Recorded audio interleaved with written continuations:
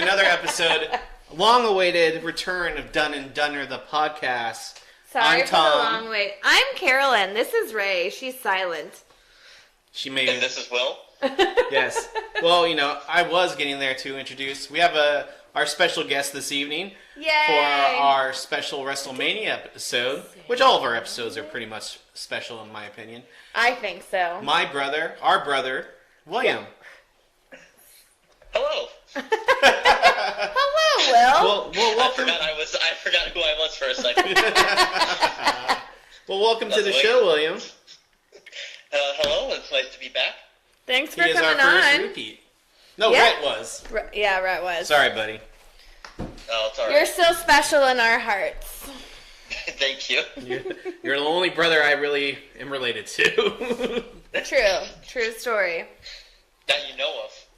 Oh man, let's not go there. Drama. We tried to leave the parents out of this podcast. They don't listen. Yeah, I think they just tried to. I think we got complaints that was too long. Yeah, well, I'm sure this one will be really short and simple. Yeah, like 20 minutes tops. Yeah. Well, Don't ask me rapid fire questions. No rapid fire questions. I promise, no rapid If fire you guys questions. remember, Karen's like, "All right, William, are you ready for rapid fire questions?" And he's that like, was "Yes." not the rapid fire I was looking for. She asked one question, and it took William 5 minutes to answer. Until I I cut don't him even off. think the whole question made it into the podcast. I think your intro was just me rambling, and you're like, "This was rapid fire questions," and that's how it started. I know. Yeah. I had to cut it off. Yeah, he cut you off. He edited you out. Yep. Well, podcasters, we have a great show for you today. We do.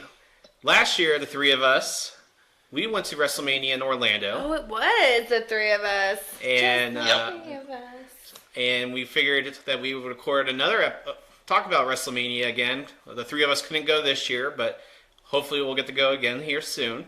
And we thought we'd talk about actually WrestleMania 34, which took place last Sunday. And really, before we get into that, Carolyn, what's going on? Well, a couple things. I'm going to blow through these because some of them I feel like we should slightly touch on them. Just make sure you leave it open for William if he has actually That's anything fine. to say. The airstrikes on Syria thing that's happening. How do we feel about that? William, any comments?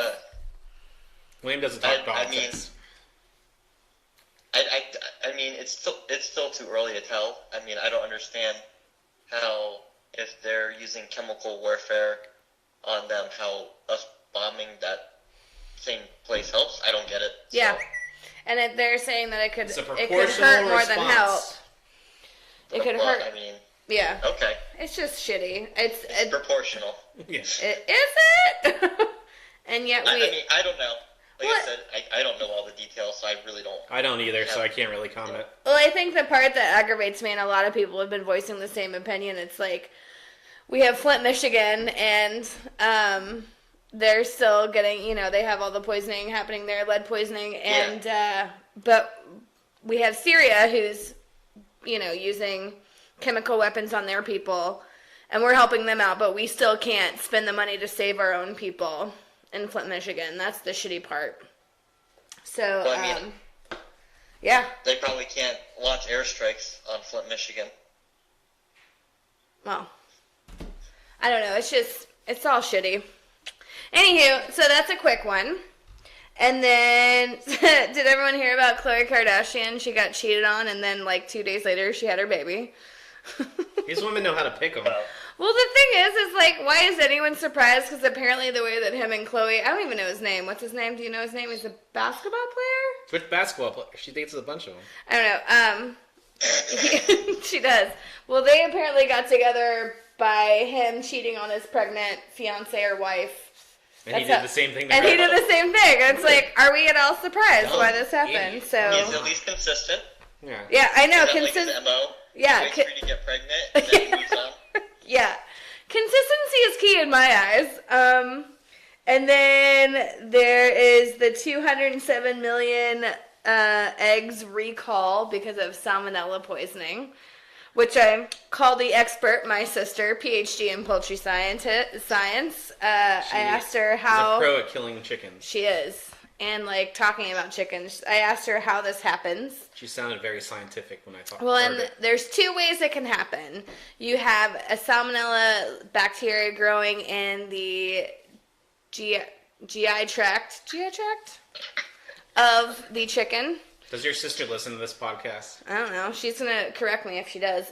So the GI tract of the chicken, and then it gets into the egg that way. Or it's in the cloaca, where the eggs and poo both come out of the same spot. So it gets stuck on the outside of the egg when it's hot, and then when it dries, it soaks up anything that's on the outside of the egg into the egg and causes salmonella that way. So as long as you cook your eggs completely, which a lot of people don't, you're safe. So were those eggs that we ate this morning okay? I cooked them all the way through, but I was going to actually make some over easy eggs for myself. Thank God I didn't, because I don't know. So where were these eggs located? I just had some over easy eggs yesterday at a restaurant. Be careful. Well, they found out. Uh-oh. Salmonella This will be my last recorded message. Yeah, really? Well, if you haven't gotten sick yet, I think you're in the clear. Well, salmonella is apparently a really bad sickness to get. It's one of the worst food poisoning things that you can get, I guess, other than like E. coli and stuff like that. But I've had food poisoning. I don't think I've ever had food poisoning from salmonella. Yeah, you're usually hospitalized when you have salmonella poisoning. Oh. I've had food poisoning from Subway. Twice. 2 different Subways. I got food poisoning from Chick-fil-A. Really? Yeah. They didn't cook the chicken all the way. Yeah, because I got Chick-fil-A one day, me and a coworker and I. Whatever. We Pet peeves, Carolyn. Yeah, really. We got Chick-fil-A and we both got sick, and I pooped my pants excuse me, I didn't poop my pants. I puked in my pants because I was on the toilet with my pants down, and I had nowhere else to puke but into my pants because I was out. It was awful. Good times. Anyways, you got Subway poisoning, right? Subway poisoning's good. My food poisoning from Subway caused me to poop my pants when I was sleeping. Oh, that was special. That is special. It wasn't bad, but I'm like, I need to go change my pants. Oh, it's that and time. And your sheets. Yeah, really? Well, yeah, that too. I mean, it's not like I just laid back down.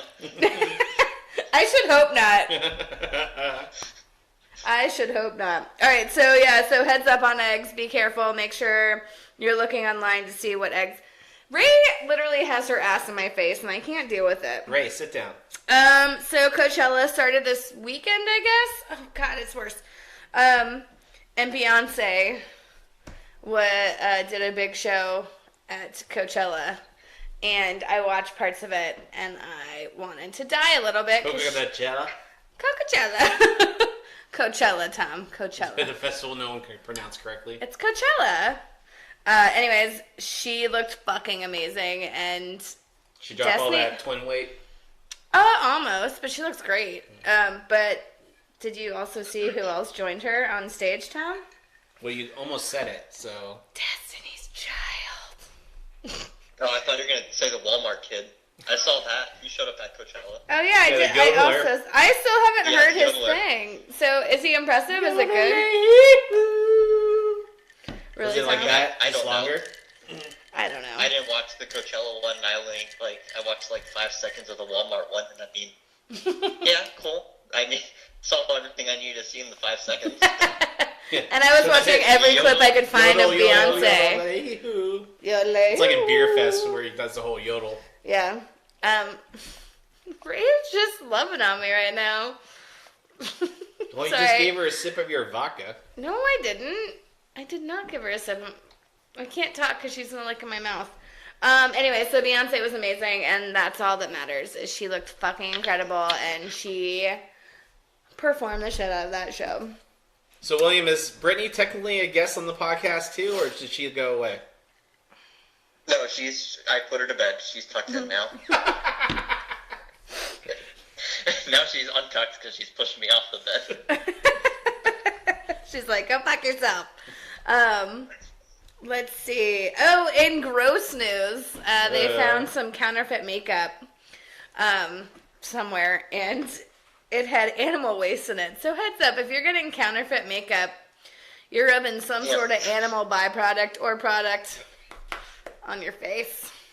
Don't buy things off the truck in Chinatown. Yeah, really. It's true. Yeah.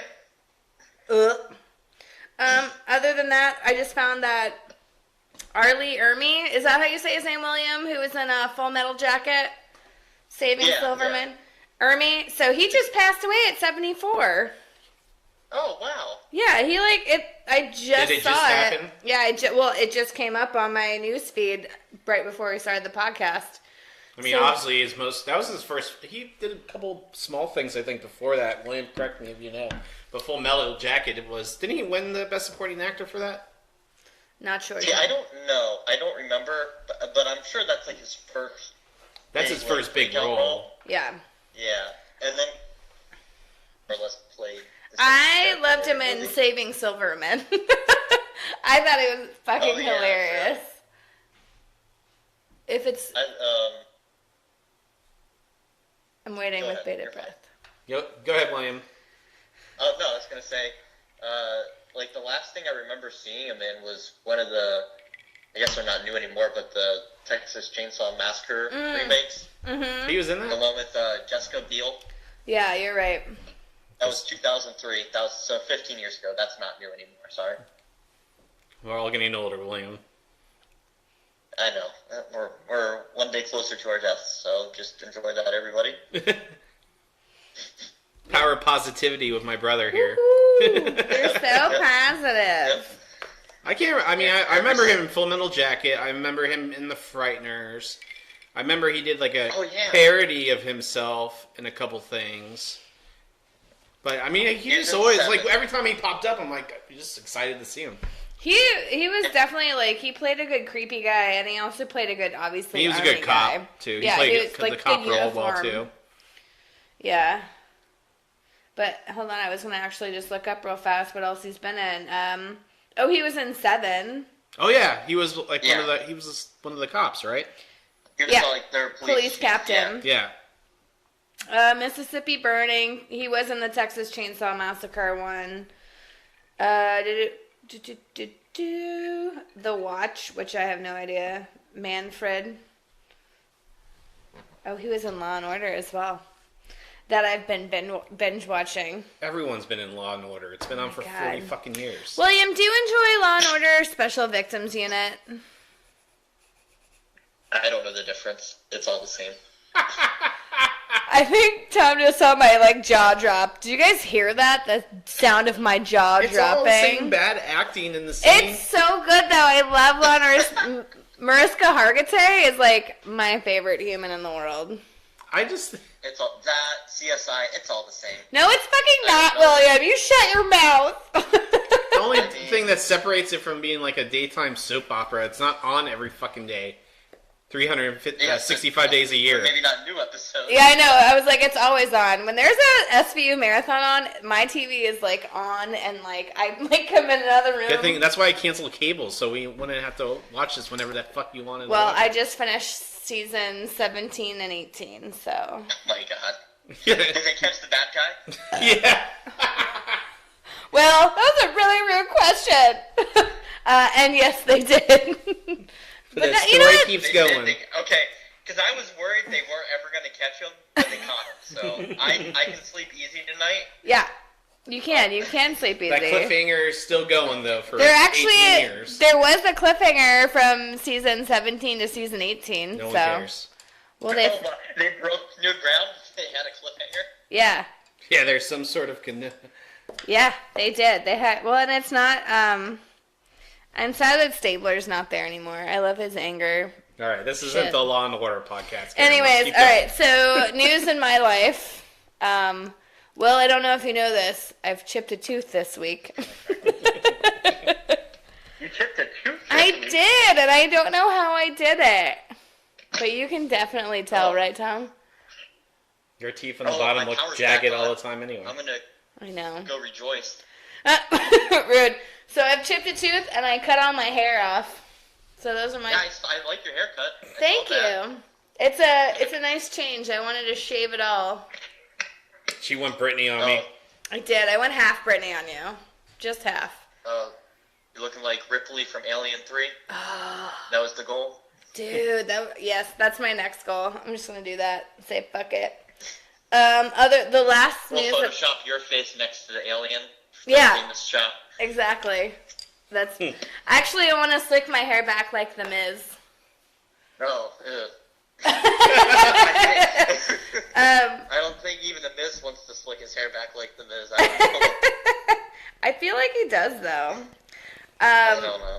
Well, I just want to wish a happy first birthday to 2 little girls, Anna Lou and Claire Bear. Happy birthday. I'm super stoked for them to be 1. They're all getting older, and they're all super cute. So happy birthday to you 2. Utes. And then I just wanted to, I know we were just talking about this a moment ago, William, but I got to go see the movie The Quiet Place tonight, and it was fucking great. Everyone's raving about it. Like on Twitter, all the celebrities are going nutty about it. It's so all the Chris's, fucking good. Carolyn, have commented on it. All the Chris's? All Like the all Chris's. of us, like Pratt and Evans and Hemsworth? Yes. It was great. I loved it.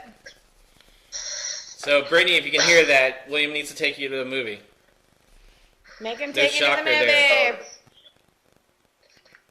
Yeah, she couldn't hear you, but don't worry, I'm gonna take her. All right.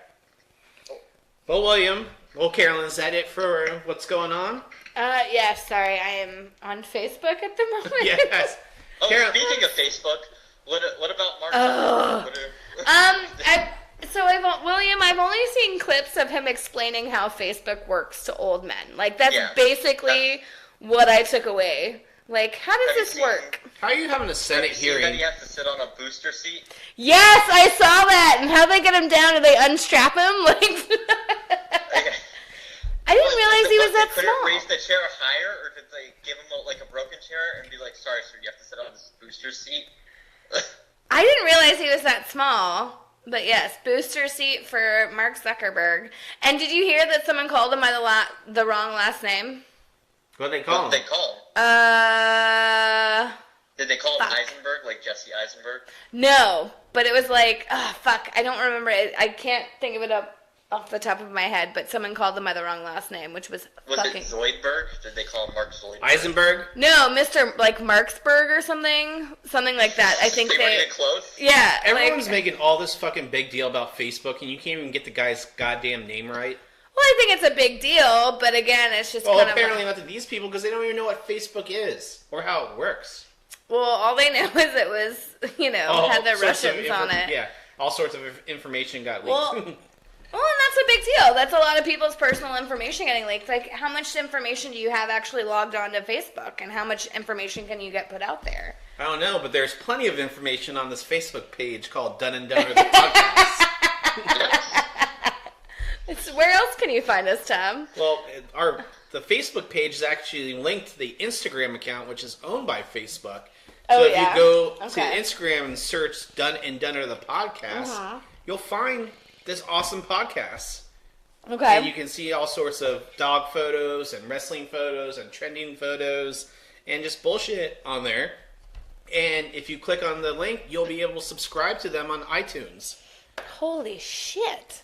Where else Tim, can you download it, though? Excuse me. What's your name? Tim? Can you explain this Facebook to me real fast? How does this work? Tim. I was just being funny with I know the you Mark were. Zuckerberg and the... Sorry, my name's Tom. Sorry, sir. Sorry. I thought it was Todd. Todd? Oh, Todd.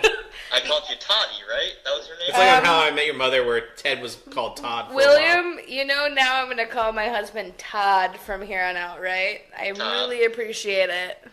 Well, It's a I'll good call one. him Toddy. You can call him Todd. Todd! Oh.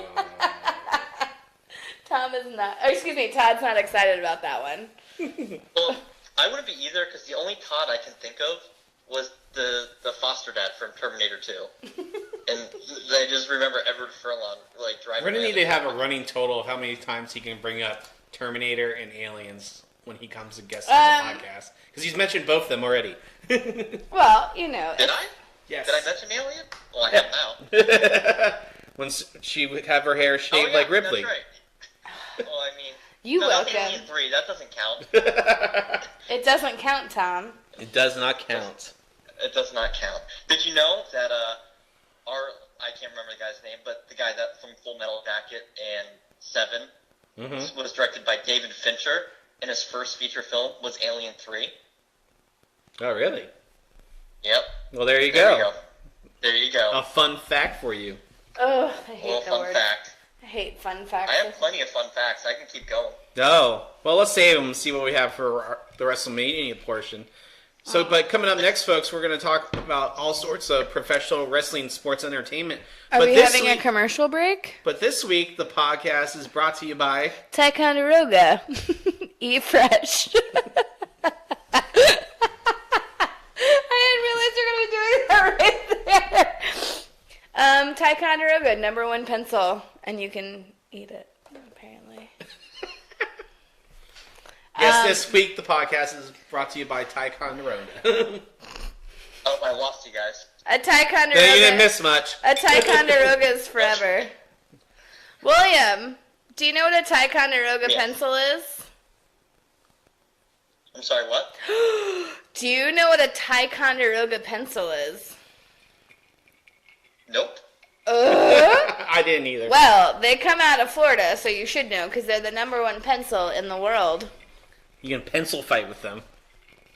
They're Is made it a of mechanical pencil? no, Or is like old school then I pencil. won't use it. Do you use mechanical pencils? When I did use pencils, I don't remember the last time I touched a pencil. Oh, that's Well, all. don't I upset our Just want sponsor, something. William. Don't upset me either, because I love. Well, now I know. If this is the best pencil in the world, I will certainly buy it. There you go. So they're made with really nice wood. The lead's very nice. Also, come to find out, people, I actually have some in the mail already because I found out about them the other day from my Uncle Kim. Thank you, Uncle Kiki. I really appreciate this. Ticonderoga makes another pencil called the Black Warrior, and it is made of better wood and better lead. And so I bought myself a pack of them.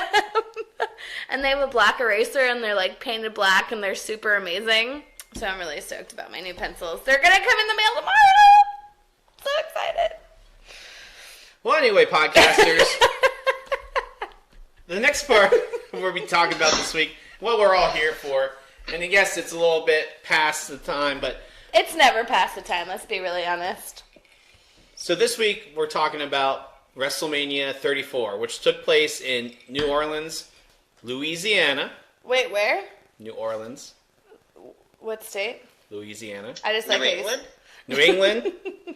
New Hampshire?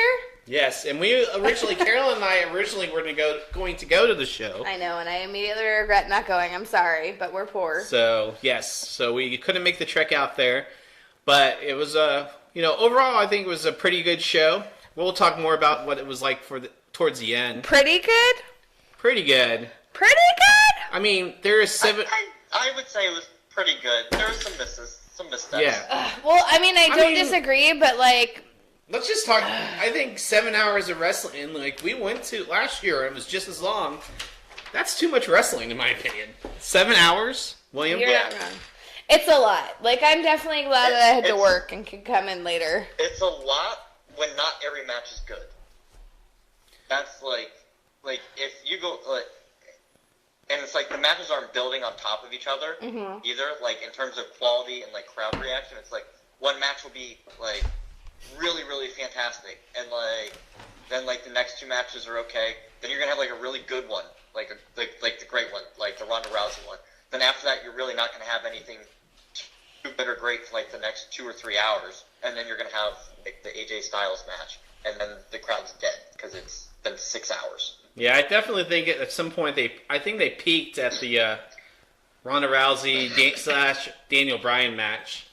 But I mean, that's a lot. I mean, a 7-hour event. Imagine if the Super Bowl was like 7 hours instead of 4 hours. That crowd would be tired as hell. Well, then let's just talk about real fast. Let's kind of go into session. Let's talk about the first couple matches before I got home. What were those matches? You didn't miss anything. Well, I know, but who were in those matches that we don't care about? Well, Let's kind of like weed out the shitty ones real fast. So the pre-show, it started at 5. Good Lord. And so they did a kickoff show, so they did a lot of promos, try to build up some of the matches for the rest of the evening for everyone on the network. So the first one was the Andre the Giant Memorial Battle Royal, which was another Battle Royal. It was so it was all everyone from Raw, SmackDown, some NXT stars who were not going to be on the main card. And it was actually won by Matt Hardy, the guy who goes delete, delete, delete. Oh, I hate that guy. He's woken. Yeah, he's woken. And last year they came back in Orlando, the Hardy Boys. Oh, no, I do like those brothers. boys. I for some reason thought it was someone else. Hardy Boys, right? That's what Yeah. their name.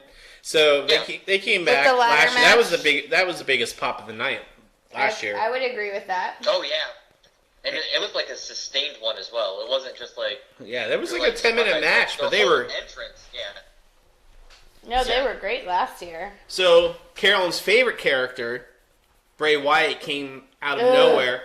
Least favorite character. And so he came back from the Ultimate Deletion match and helped Matt Hardy win the Battle Royal. yeah, Wait, Did you what? watch the Ultimate Deletion? I did. And what did you think? It was not as good as his. I think it was like the final deletion match he had with Jeff Hardy and TNA, but it was still just as good. I don't know if you saw their final deletion match. I didn't, but I with heard it was Jeff great. Hardy. And It's so stupid, but it's so great. At one point, he's shooting fireworks at Jeff Hardy, and Jeff Hardy's hiding behind a trash can lid. What? Like around the it is ridiculous. Like, but in the best way possible. On the Heard. dirt sheets, they were saying McMahon didn't get it, and because he didn't get it, he deleted it from being on Hulu.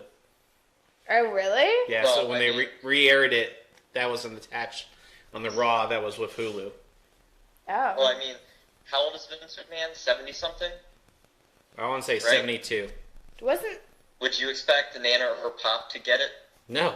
They were Wait. in their 70s? Yeah. I I don't even think Dad would get in. Yeah. Dad's 56. No, exactly. Yeah. Oh. I don't... Sorry. I barely get it. All right, well, let's blow through I mean, these I- shitty... Okay. The next one was the Cruiserweight Championship, which was fun. A lot of high spots, so high-flying match. Jumping from one side of the ring to the other, but that was a good one. Wait, Cedric- they jump from one side of the ring to the other? Pretty much.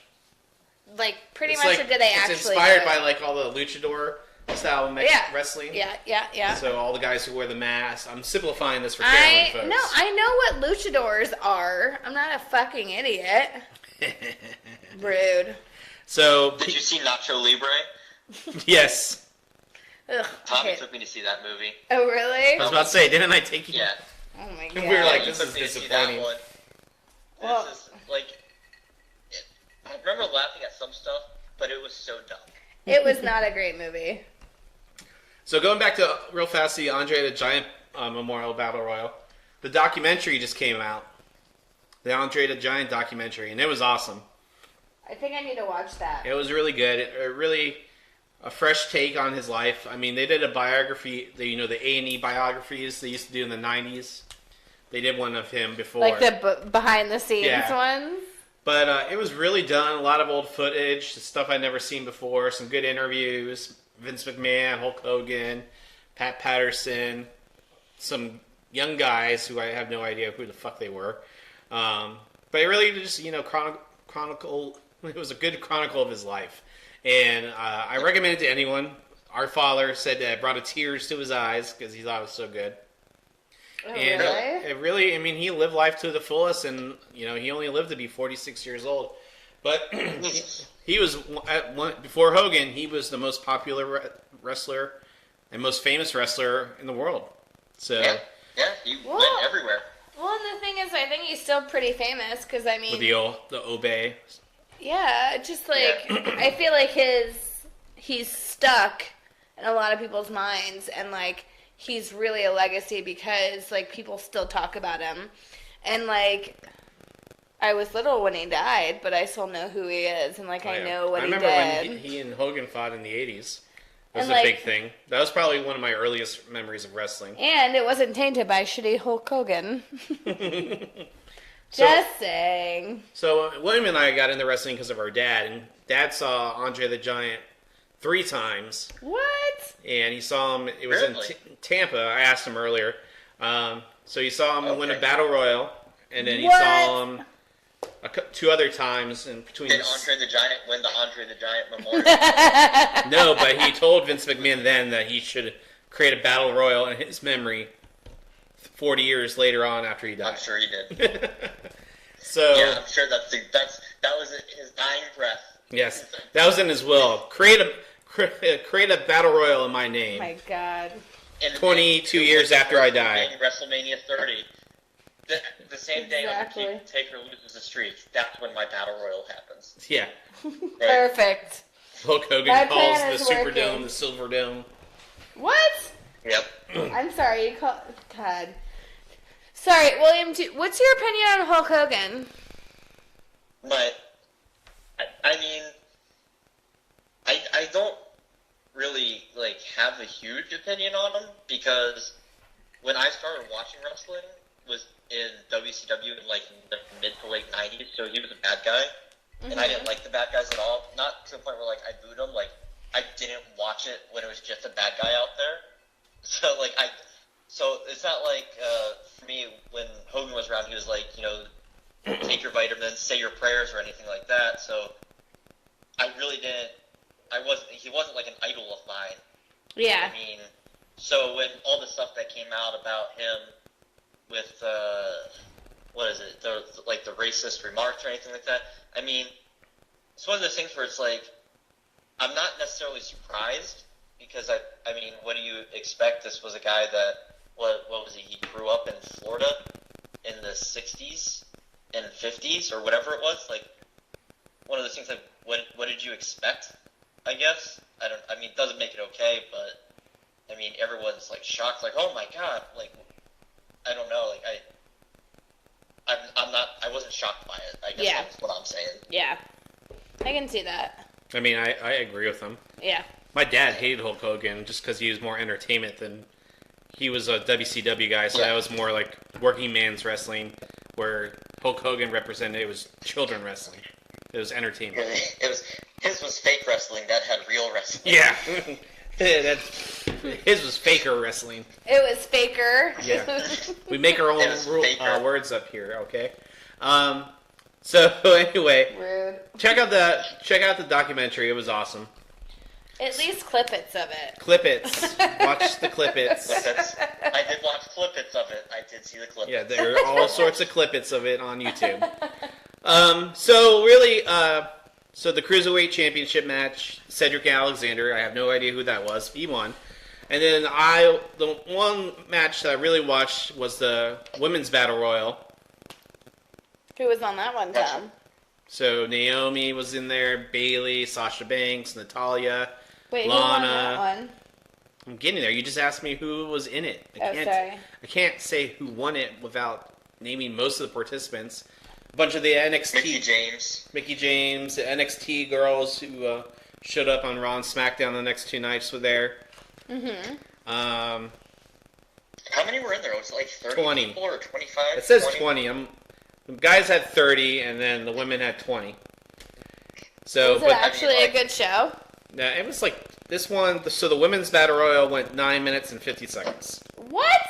That's it? Are you fucking kidding me? I don't know if all the guys got entrance music, but so Becky No, they Lynch. probably didn't. Becky Lynch got her music, and then they brought out 20 of the other women. Yeah. No, well, 18. And then they did. And then they brought out Sasha Banks and then Bayley. Yep. And so I thought Bayley won by last eliminating Sasha Banks, getting back at her for, beating her Elimination Chamber and throwing her out of the Royal Rumble. And supposedly Naomi was never eliminated. So Naomi came back and threw Bayley out, which, I love Bayley, so it broke my heart. But So, wait, is Naomi undefeated now at WrestleMania? Because she's won the last 2. 2 in a row. Yeah. I don't think she's lost anything before. At least I don't think she has. Yeah, I don't think she She's was. gonna have the next Undertaker streak. I think she was in that one, the Vicky Guerrero Invitational. Guerrero? Yeah, probably. So, I mean, it was fast paced and everything. It was short. I mean, they're trying to get everyone in the show.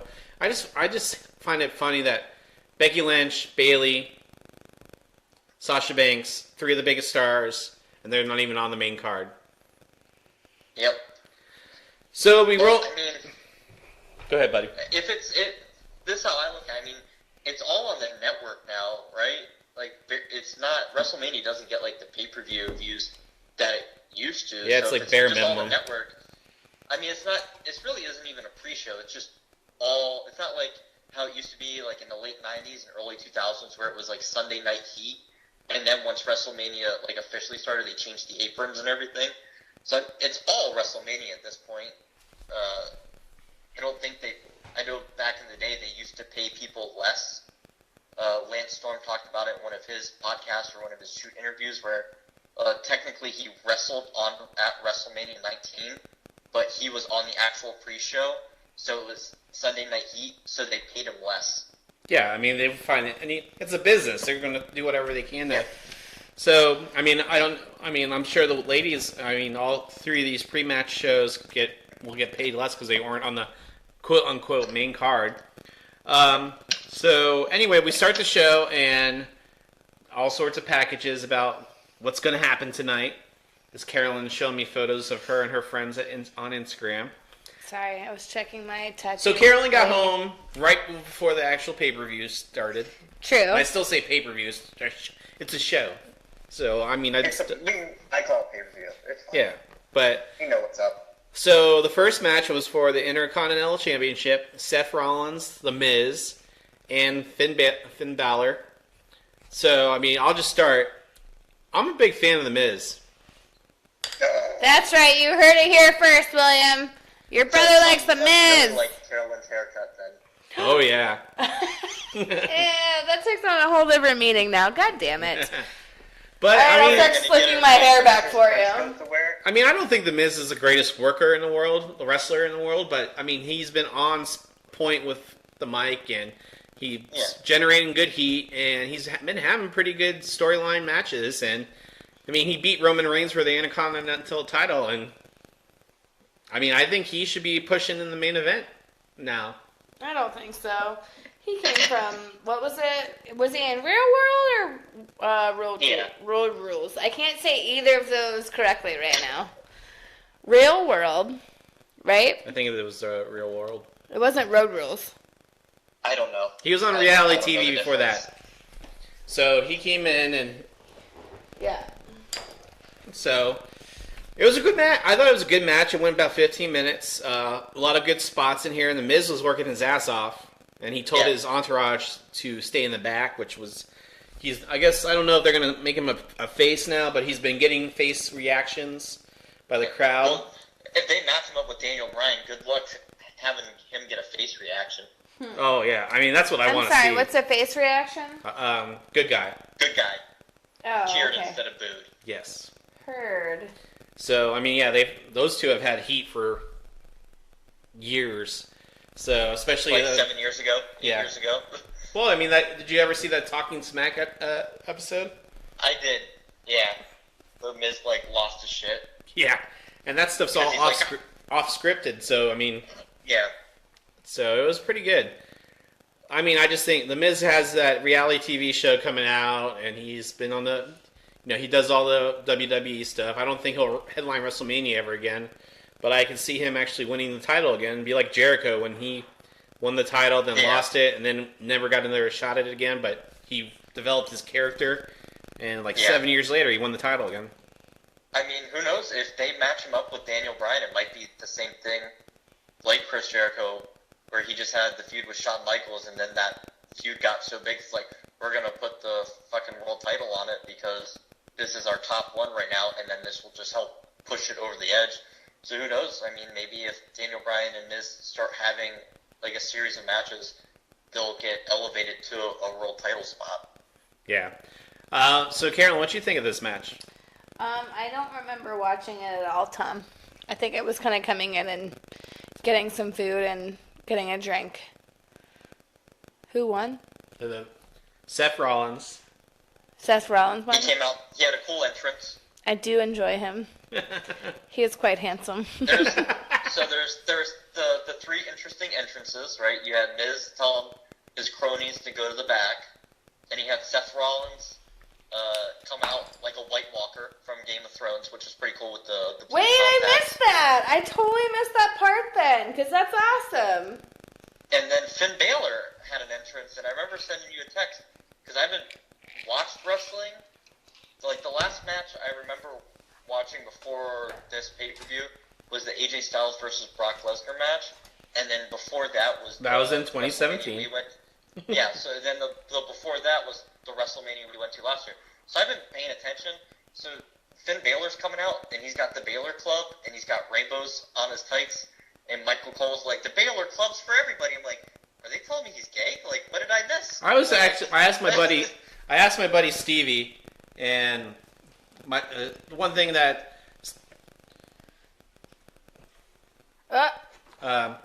you there, William? Yeah, I'm here. Okay. Here, answer these, Carolyn. Oh, goodness. So anyway, No, that's what I just checked. I just texted her about that. Okay. It's fine. Sorry, we have personal business going on through our Dead and Dinner podcast. Yes. Okay. I forgot where I was going. So anyway, Seth Rollins. Yeah. Seth Rollins wins the Intercontinental title, 15 minutes. But nothing too exciting with that. Well, I was talking to my friend Stevie, that's what it was. And he was telling me that the Balor Club is all inclusive. So it's for all sorts of, the LGBT community, the transgender community, multicultural. So he invites everyone into his Irish family. Which I love that. That's everybody's actually. everybody's invited. Now, unfortunately, this is WWE, so not I don't like the fact that they have a pro homosexual character or whatever this ends up being. That's not the issue, but because it's WWE, I'm worried that it's just going to be so over the top and so stupid and so not disrespectful, but just really fucking stupid. The Billy and Chuck thing from the early 2000s. That's my fear that Who's Billy and Chuck? They teased that this tag team was gay, and then they weren't. They were going to have a pissed wedding, everyone and off. then at the wedding, they came out that they were just doing it for a paycheck. Oh, that's shitty. That's wrestling. Where's the swerve going to be eventually? That's true. Yeah, so I mean, I get it. They're getting publicity for all the wrong reasons. But see, that's where people always get so wrestling's entertainment, it's scripted, but then it's like theater. But that's where the whole fake thing comes in. Well, it's not that it's just fake. It's even if it's theater, it's just people are planning this out and they're making these people do this. But they pretend that it's an actual real life event happening. Which is shitty. That's the shitty part about it. Yeah. So our next match was... go ahead. I was going to say, it's just weird with pro wrestling because it's one of those things where it's how do you define it? Because is it fake? Well, the idea that it's fake means it's not really happening, but it's well, it is actually happening. They're out there doing that. I mean, it's not... It's choreographed. They're not I feel it's scripted sports. It's scripted and sports. Yeah. It's what would it be? I guess, they always say it's not ballet, but I guess it would be close to ballet. Yeah. In terms of doing... But at the same time, pro wrestling isn't as choreographed as ballet. You see them constantly just calling out shit in the ring. Well, they do the old headlock trick and they put their head down and be like, here's the next sequence of stuff we're going to do. And then they go, tackle, drop down, hip toss, whatever. So it's one of those things, how do you actually define what it is? It's athleticism, but, it's choreographed. Well, I think it's still... I think the best thing for it is, it's ballet because... you have this core moves where it's the basics of it, and you know kind of what each other can do and what each other can kind of withstand. So you may go to the ring not knowing exactly what you're going to do, but you can kind of talk your way through it, like you said. It's the same thing. So, I mean, I used to wrestle in high school. So you get trained on how to do the moves and how to react to the moves. But we don't call them. So you're actually, trying to one-up the other person. And then it's almost the same thing, but, the other person's allowing you to do it to them. So, I mean, it's just one of those things where it's close. If they're a good partner, they're helping you. Yeah. Right. I never had any good partners. Womp womp. So, yeah. Well, I mean, I think that's a great analogy of what wrestling is. I feel like that's the best analogy, for sure. Absolutely. When will pro wrestling get into the Olympics? William, they won't. I remember when in '96 when we would start watching it, and I think it was like Zbyszko or Tony Schiavone's like, when's wrestling going to be in the Olympics? I'm like, it's already in the Olympics. It's just not pro wrestling. No, pro wrestling. I mean, why not? I mean, if you have like team figure skating in the Olympics, that's all choreographed. That's couples. Again, it's more of a contact sport. Yeah. I don't know. Like, there's not football. There's not football in the Olympics either, though. Yeah. But there's baseball. Is that a contact sport, Tom? You're contacting something. Yeah, but that's not a contact sport, though. There's a difference between, like... Soccer's in the Olympics. Oh, there's boxing, too. Yeah. Boxing, wrestling. Hockey. Judo. Yeah, judo. Yeah. Well, then, fuck it. Don't listen to me, then. Is it too, like... It's too rehearsed. Do they not... Is it too Maybe rehearsed? they could judge the match. Like the baby oil? Yeah. What? Or, like, how would you judge a wrestling match in the Olympics, right? Yeah, I mean, It's it'd be on the true. point system. Well, and also, is it how wet your hair is when you come out? Who has the best entrance? I mean, is there promo skills involved? Are they going to talk on the mic? I don't know. See, this is an interesting discussion.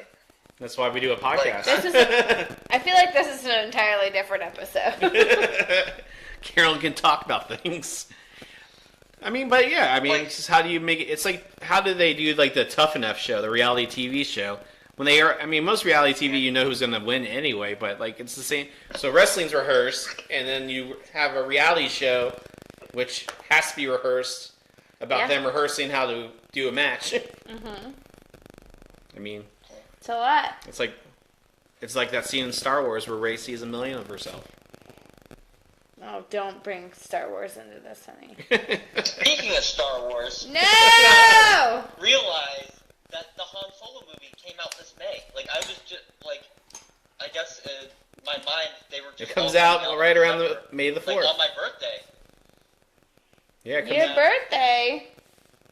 Well, all the last ones, like, December 16th or December 18th, or I think one of them was actually on the 17th, my birthday.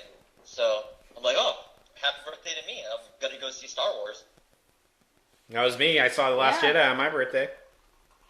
You've seen a lot of Star Wars movies on your birthday. Let me just point that out. Well, there's been one every fucking year. There won't be one this year.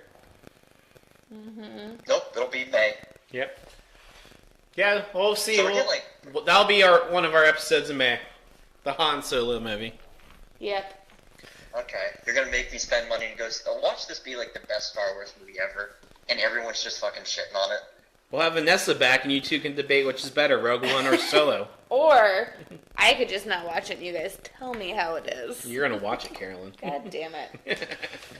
Well, then I'm going to start making you go to movies with me, Tom, so we can talk about them. You're going to A Quiet Place with me. What's A Quiet Place? You mean I'm going to sleep? No. That's my quiet place. You can't reach me there. You can't do anything about it. All right, next match. The best match of the night, the best wrestling match, in my opinion, was this next match. Charlotte Flair versus Asuka. That shit was on point. I mean, her entrance, I thought was badass. I didn't care for her entrance. I thought it was too much. Well, for me, I mean... It was too showy. She is Ric Flair's daughter. Dude, Dude, Well, they're I both just like showing. her entrance, because it was a callback to her first WrestleMania appearance. She was like an extra one of Triple H's entrances, and it was like the same thing, it's like a Greek god type entrance, or for him, I guess it was like a Conan the Barbarian entrance. And hers was a She Greek was, like, goddess. She was like in the background, one of the, like, I don't know, she was like fanning them, feeding them grapes or Well, I whatever. guess she was a queen, not a goddess, because Alexa Bliss is the goddess. Oh. Who fucking knows? I don't know. But I mean, I liked it. I mean, I just got into it because it was Ric Flair's music. I mean, it was a pumped up version of his music. It was just like, it was awesome. I just like, I thought Rick was going to come out and escort her to the ring. Ugh, I thought it was great. Speaking of Ric Flair music, watching 2001: A Space Odyssey the other night with Brittany, and she is just not into it. I told you I didn't want to watch that show. We're struggling getting past the monkeys, and she's like, "What is this movie about?" I'm like, a lot of stuff, I guess. I've never watched it. Don't watch it. I don't even like it, but I'm like, I gotta watch it. I haven't watched it in a few years. Maybe I'll like it this time. I never thought I had to watch it. But I mean, this match was, with them, it was like back and forth, and like, there was a lot of emotion in Charlotte's face, and they actually hitting each other. Yeah. I mean, Charlotte came out, and Asuka came out pretty bloodied. Yeah, I mean, you could see the chop marks on Asuka, and Charlotte Flair was bleeding from her elbow and her ear, and the high spot when she did the moonsault onto her and she caught her. That was pretty cool, and put her in the. Yeah, that's right. Caught her in the triangle choke. Yep. Right. And then Asuka just decided to suplex her ass onto the fucking mat. I mean, that was like, you could see her. Like, Karen's like, is she crying? Yeah. Probably. I would be too if I got slammed onto the fucking concrete. Well, and actually, that match made me cry a little. That's right. Carolyn cried at wrestling. Yeah. No, it'd be like Michelle when Daniel Bryan won at WrestleMania 30. Well, it was. So when Charlotte won the match, Charlotte, right? Yep. Sorry, I had to look at my notes. No, it's like Asuka was like, "You beat me. Like you deserve this," and it was just like Charlotte was ready for Asuka. And like. Well, now that you say it like that, it makes me less emotional. But like, it was really nice. Like it was. I think for women at least. I don't know about men because that didn't happen later on. We'll talk about that later. Men show sportsmanship. They do the same thing, but it's like that was a good match. Like that was a great match to watch. It was fun. They did a lot of shit, and it was just like, okay, she's saying that this was like a great partner to like work with, and that was really nice. I liked to see that camaraderie and sportsmanship. Yeah, I just made a note. Go ahead. Go for it. I was gonna say, I think if WWE plays their cards right and like doesn't kind of like do the stop-start stuff they do with pushing people, they could very easily have the women main event next year at WrestleMania. You stole my. I'd go with either Charlotte or Asuka, like, build one of them up, and they can main event against Ronda Rousey next year at WrestleMania. Well, it's going to be Charlotte versus Ronda Rousey. I don't know. Asuka's pretty amazing. But you just beat her. Honestly, You just beat her. Sorry, William, go. Go ahead, William. I was going to say, because was it Carmella, whatever her name is, just won Money in the Bank.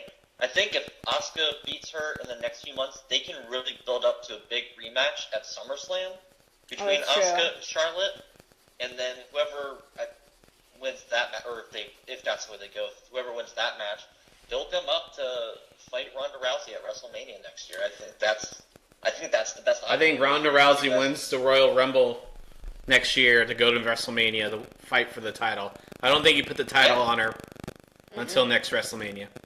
Give her a year. Well, honestly, I don't know if I would give her the title.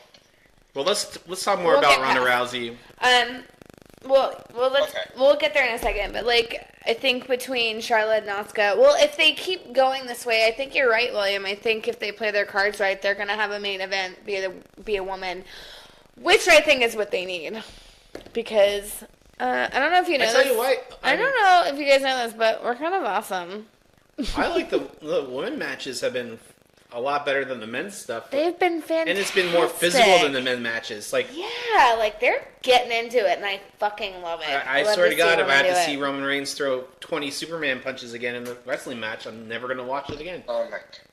We'll get there. We'll get there, y'all. We'll get there. We'll get there when we get there, Tommy. Yeah.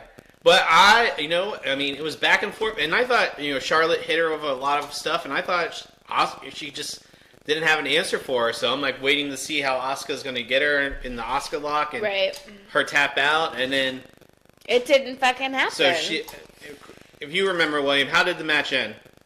I remember how it ended, but how did it get set up? I'm sorry, you broke up. How did the Asuka-Charlotte match get set up? How did the ending get set up? How did trying to remember. So she speared her.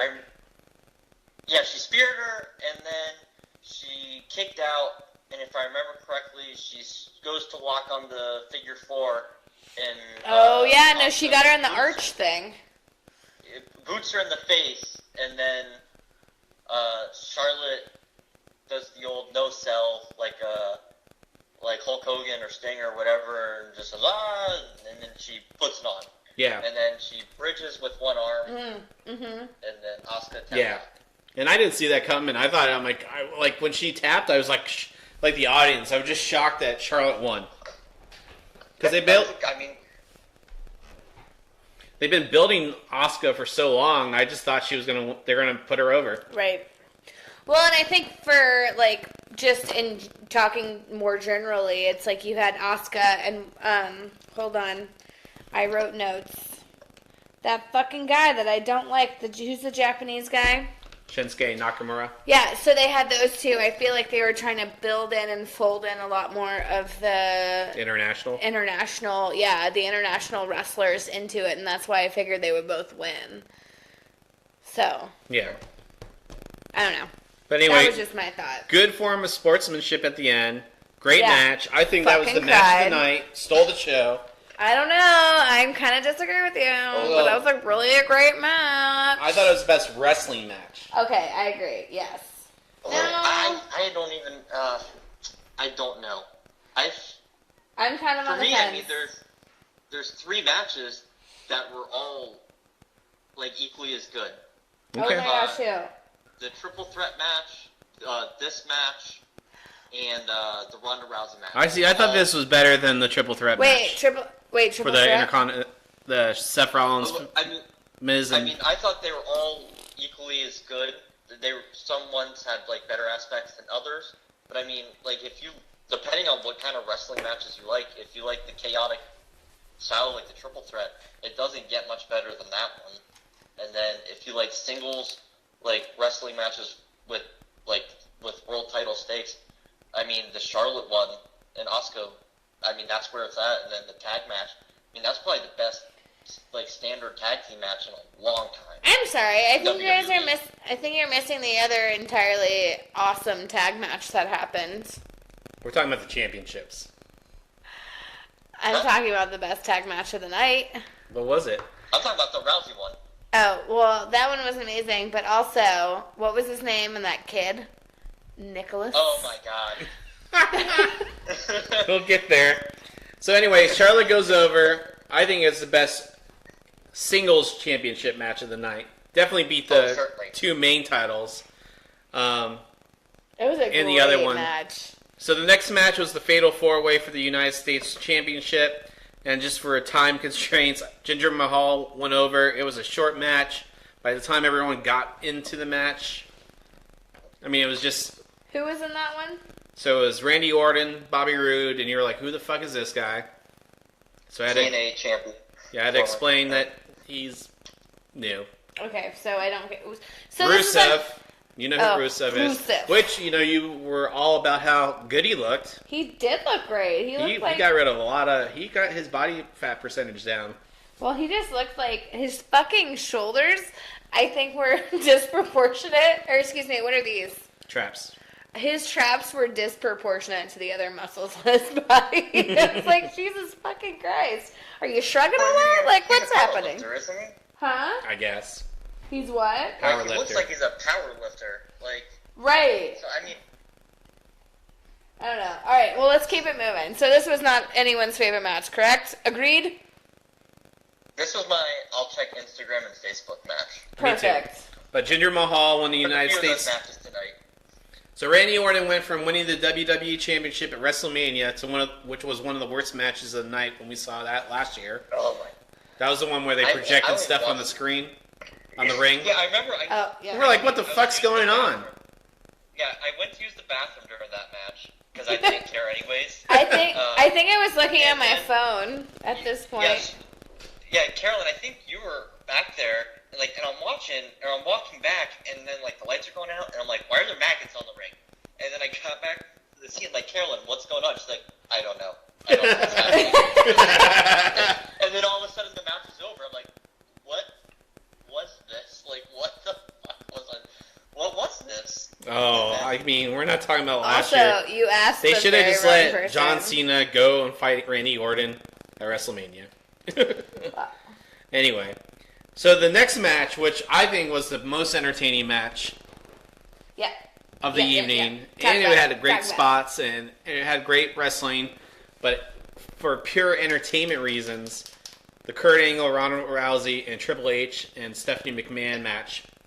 It was like old for me. Okay. I used to watch. I mean, old tag team wrestling where you keep the hot hand, Yeah. can't get tagged Yeah. in. Yeah. Because Karen was like, "Why isn't she getting just tagged in throughout the whole Oh, you evening?" got building up. Yeah, they were building her up. Oh, they were. Go ahead, Carolyn. Oh, I have a lot to say Oh, about this okay. match. Like, a lot. You guys ready? I'm gonna just shorten it really fast. Not a huge fan of Ronda Rousey. What's her Ronda name? Rousey. Not a huge fan of Ronda hers. Rousey. Yeah, Ronda Rousey. Got it. Not a huge fan of hers. Was really skeptical. Skeptical. I can't fucking talk anymore. Skeptical about this match in the first place. I was just kind of like, man, she kind of sucks. She always talks a big fucking game, and then she just never delivers on her big talking. So I was really skeptical going into this match, but I didn't really watch any of this stuff leading up to WrestleMania, so I didn't really get to I didn't see either. it. But just like, But even still, like, I still would have been skeptical, I think, if I watched all that stuff. But that was one of the most entertaining matches I've ever seen. Like, I was literally, like, sitting. I at this point, put my phone down and sat up and watched. I was like, this is fucking awesome. Although I did hate the Triple H and Stephanie coming in on motorcycles again. again. Yeah. And it was even lamer this It time. was! How could they make it stupider? And they did. They're like, how can we make this dumb? Don't worry, hold my beer, I got this. yeah. No. So that's all I have to say about that. That was like the Sledgehammer. condensed version. Yeah, I mean, so for me, once again, like being in wrestling, my friends and I in high school, we idolized Kurt Angle. He won the Olympic gold medal in heavyweight wrestling, and with a broken freaking neck, and And he was severely outweighed too, right? 'Cause yeah, he just made it. He wrestled up. Yeah. He just made it weight. So, I mean, he made weight, and then once you make weight, you can cut. But he had a broken neck, so he was, I'm sorry, he had a broken neck when? when he won the Olympic gold medal. Okay, just wanted to Yeah, clarify. he I just broke wanted his to neck during the just double trials. check. And he kept it a Jesus secret, Wrestling. and because back then Olympic doctors didn't really do, it's not the testing and things they do now. So He broke his neck and he still fucking wrestled? Is he a fucking idiot? he's broke his neck 3 times. He won. Yeah, he He won. won. Yeah, but you have a broken neck. Like, He what wanted to the achieve fuck? his dream. I get it, but to what fucking point? Oh, he Think would have about rather how died. good he was. Think about how good he was. He said he.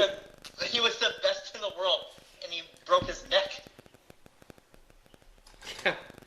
He said if I he don't would have know. gone to his back or where he would have hit his neck, he would have just gave up. But No, I That think- is fucking I remember listening to insanity. interviews, like almost all of his matches, and the Olympics went to overtime because they couldn't get him taken down and he wasn't really going for the takedowns as much or whatever.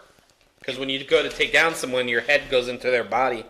Yeah, so he's like, we're just going to go to overtime and I'm just going to wear you out and then win on points. Yeah. So he's like, I'm just going to game the system. You're not going to fucking get me. Suck my dick. Olympic gold medal. American hero. Speaking of sucking dick, we'll talk about that later during the John Cena and Undertaker. Oh, God.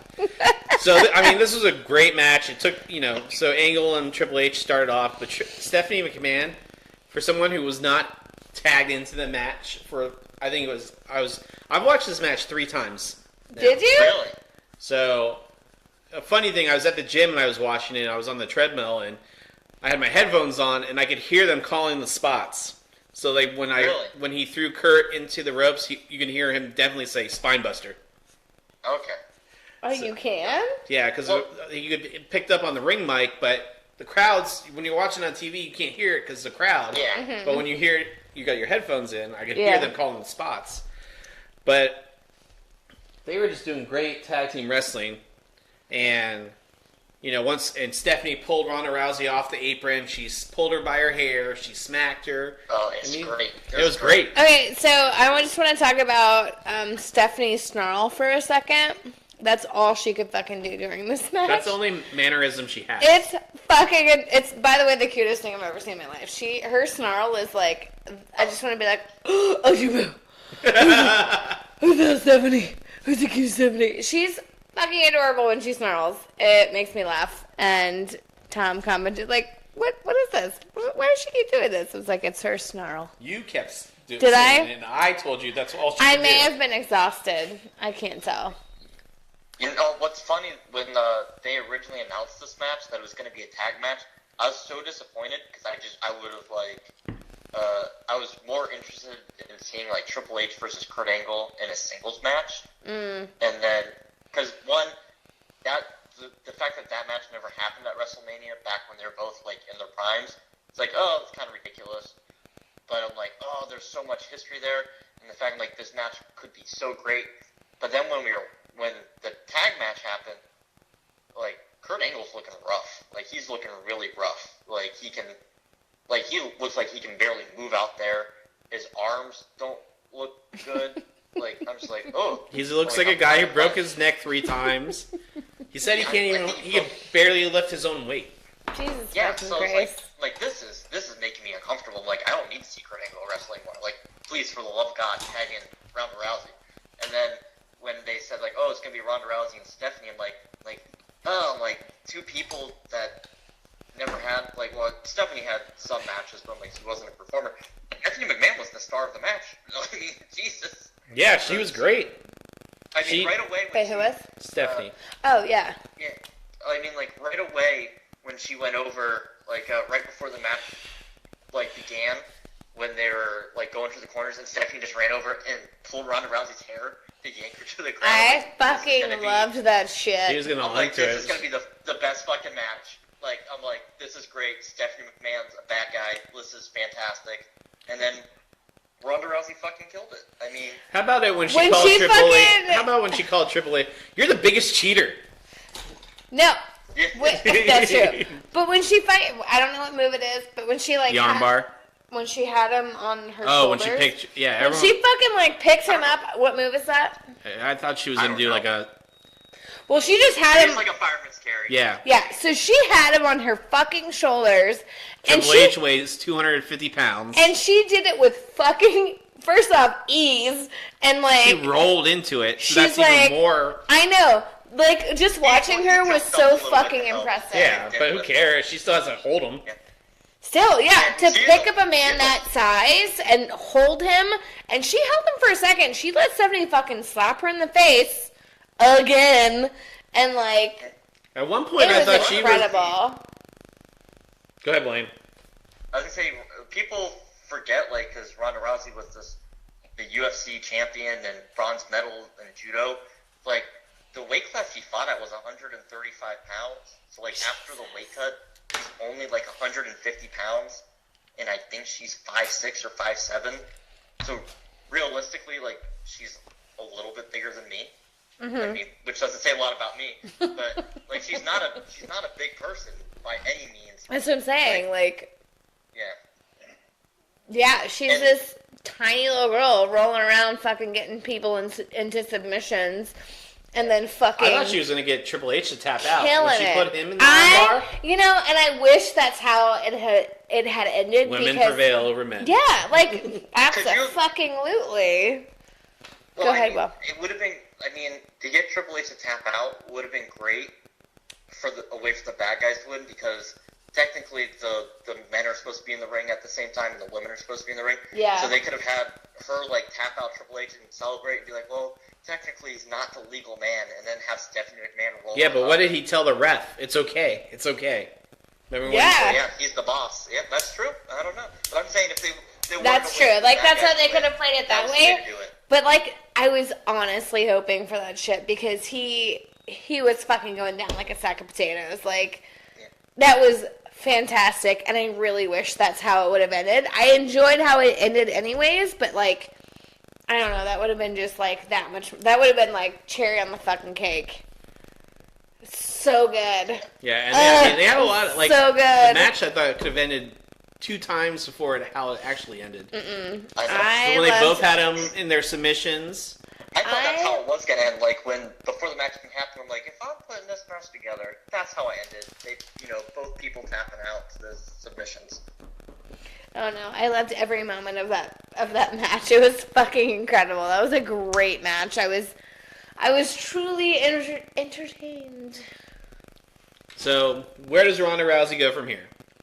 Well, Blaine brought it up. So, I think they at least... So, I don't know what Ronda... So, they're saying Stephanie and Ronda Rousey will fight in SummerSlam. Oh, really? Where's SummerSlam this year, August. by the way? It's going to be in New York. Not when, where? November. No, it'll be August in New York. When is WrestleMania then? Or where is WrestleMania? It'll be in New Jersey. Oh, that's what they're going... Fuck. I hate when they go up there. The crowds suck in the New York area at WrestleMania. We should go show them how it's done, William. Will you come up and go with us? No, it's not worth it. What? No, I don't want to watch the WrestleMania in New York. I mean, the crowds are just awful. WrestleMania 29, not like that the matches were very interesting, but like the crowd was terrible. And then if you go back and watch WrestleMania 20, the crowd sucked then. And it's like they fucking sat on their hands the whole time. They haven't been good since WrestleMania 1. Heard. Maybe WrestleMania 10 with the ladder match and then the Owen Hart match. That was probably the last time a New York WrestleMania crowd really sealed the deal, I guess, whatever you want to say. Well, I just hope they just come back to Atlanta soon. Well, I mean, we got the new stadium, so that's what I'm hoping. Oh, yeah. Yeah, well, we get the Super Bowl next year, so. Well, if you guys go to the one at Atlanta next time. Oh, we're going if it comes here to Atlanta. Yeah, I'm not going to be hungover, so I can't move again. We're behind the entrance stage, and we can't see what the fuck is going on, only at the ring. Like, I remember when Edge was destroying Del Rio's car, we're just like, what's happening? We can't see anything. Yeah. Like, we thought it was over, and everyone's like, woo! And we're all just like, I don't know. I have no idea what's going on. We're as far away towards the ceiling as you can imagine. And, like, not even just behind, like, the entrance ramp, but behind the curtain that, like, separates the entrance stage from where the fans are. Yeah. No. So, anyway, I think they build up to Charlotte versus Ronda Rousey at next year's WrestleMania, and I think that's the main event. I mean, I'm fine with them doing either Charlotte or Asuka. I mean, like, either one, because the match will be good. Yeah. I mean, so even if either one, I'm fine with, just depending on how they go. Like, who knows with, like, injuries, but it's like, if they're able to do either one of those matches and have either one of her opponents built up enough, that's your main event of WrestleMania. That's like, Jesus Christ, Ronda Rousey, besides Brock Lesnar and Conor McGregor, is like the highest grossing, I think, UFC star. The other ones, maybe George St. Pierre. and then maybe Chuck Liddell or John Who the Jones. fuck is George St. Pierre? Guys from UFC. George St. Pierre? He's probably the best. She doesn't watch mixed martial UFC. I don't watch UFC. He's probably the best mixed martial artist of all time. Oh. He has 2 losses, and the 2 people that beat him, he went back and demolished. One of the guys he demolished twice. He has 2 different championships in 2 different weight classes. That's terrifying. He's ridiculous. So you're telling me he's a force to be reckoned with? He is. He's good old GSP. Maybe not the most exciting fighter, but a lot of that had to do with the fact that just how dominant he was. Mm-hmm. And it wasn't like he was fighting bad people. Like, he was fighting some of the top fighters in the world, and for the most part, he just shut them down. Like, yeah. He came in with I think he had a karate background, and then over the course of his MMA career, he just developed, the best wrestling and grappling, and so he just was able to take everybody down and just, fucking shut them down and just get on top of them and try for submissions and just hold you there. That's cool. So, there's that. There's that. Thank you. Hey, I appreciate the background. I really do. Well, I just want to say, I forgot the last, important thing, about this match. Can we talk about Kurt Angle's unitard? Yes. For the love of fucking God, why the hell did it look like a goddamn vagina? I didn't notice. William, how do you not notice? I It was wouldn't the notice. first thing. It was I this wouldn't weird, notice it either. curvy, and it went down to his crotch too. And I'm like, this is the worst. It looked like a fucking big giant wavy vagina. Because I don't have a dirty mind. I mean, obviously, William, we all know I have a dirty mind. We don't have to bring it up again. No, it was terrible. I was like, what the fuck? Because he was so wearing silly. America's colors. He was a patriot. I wasn't worried about sex organs. That was not a fucking patriotic unitard. That was a fucking vagina unitard. Well, you guys can post the pic of it on Instagram. Patriot or vagina? Question mark, and let your fans decide. All right, what fine. I'll do it. I'll fucking do it. Tom, can you take care of that for me? Because I don't know technology enough. You're gonna do it, but Tom's got to take care of it. Tom does have to take care of it because I still couldn't find a photo of him from this year in that stupid unitard the other day. I found it the other day when I posted the Brock Lesnar photo. Oh, well, I looked the day after. That may have been the problem. Most of those photos don't come out.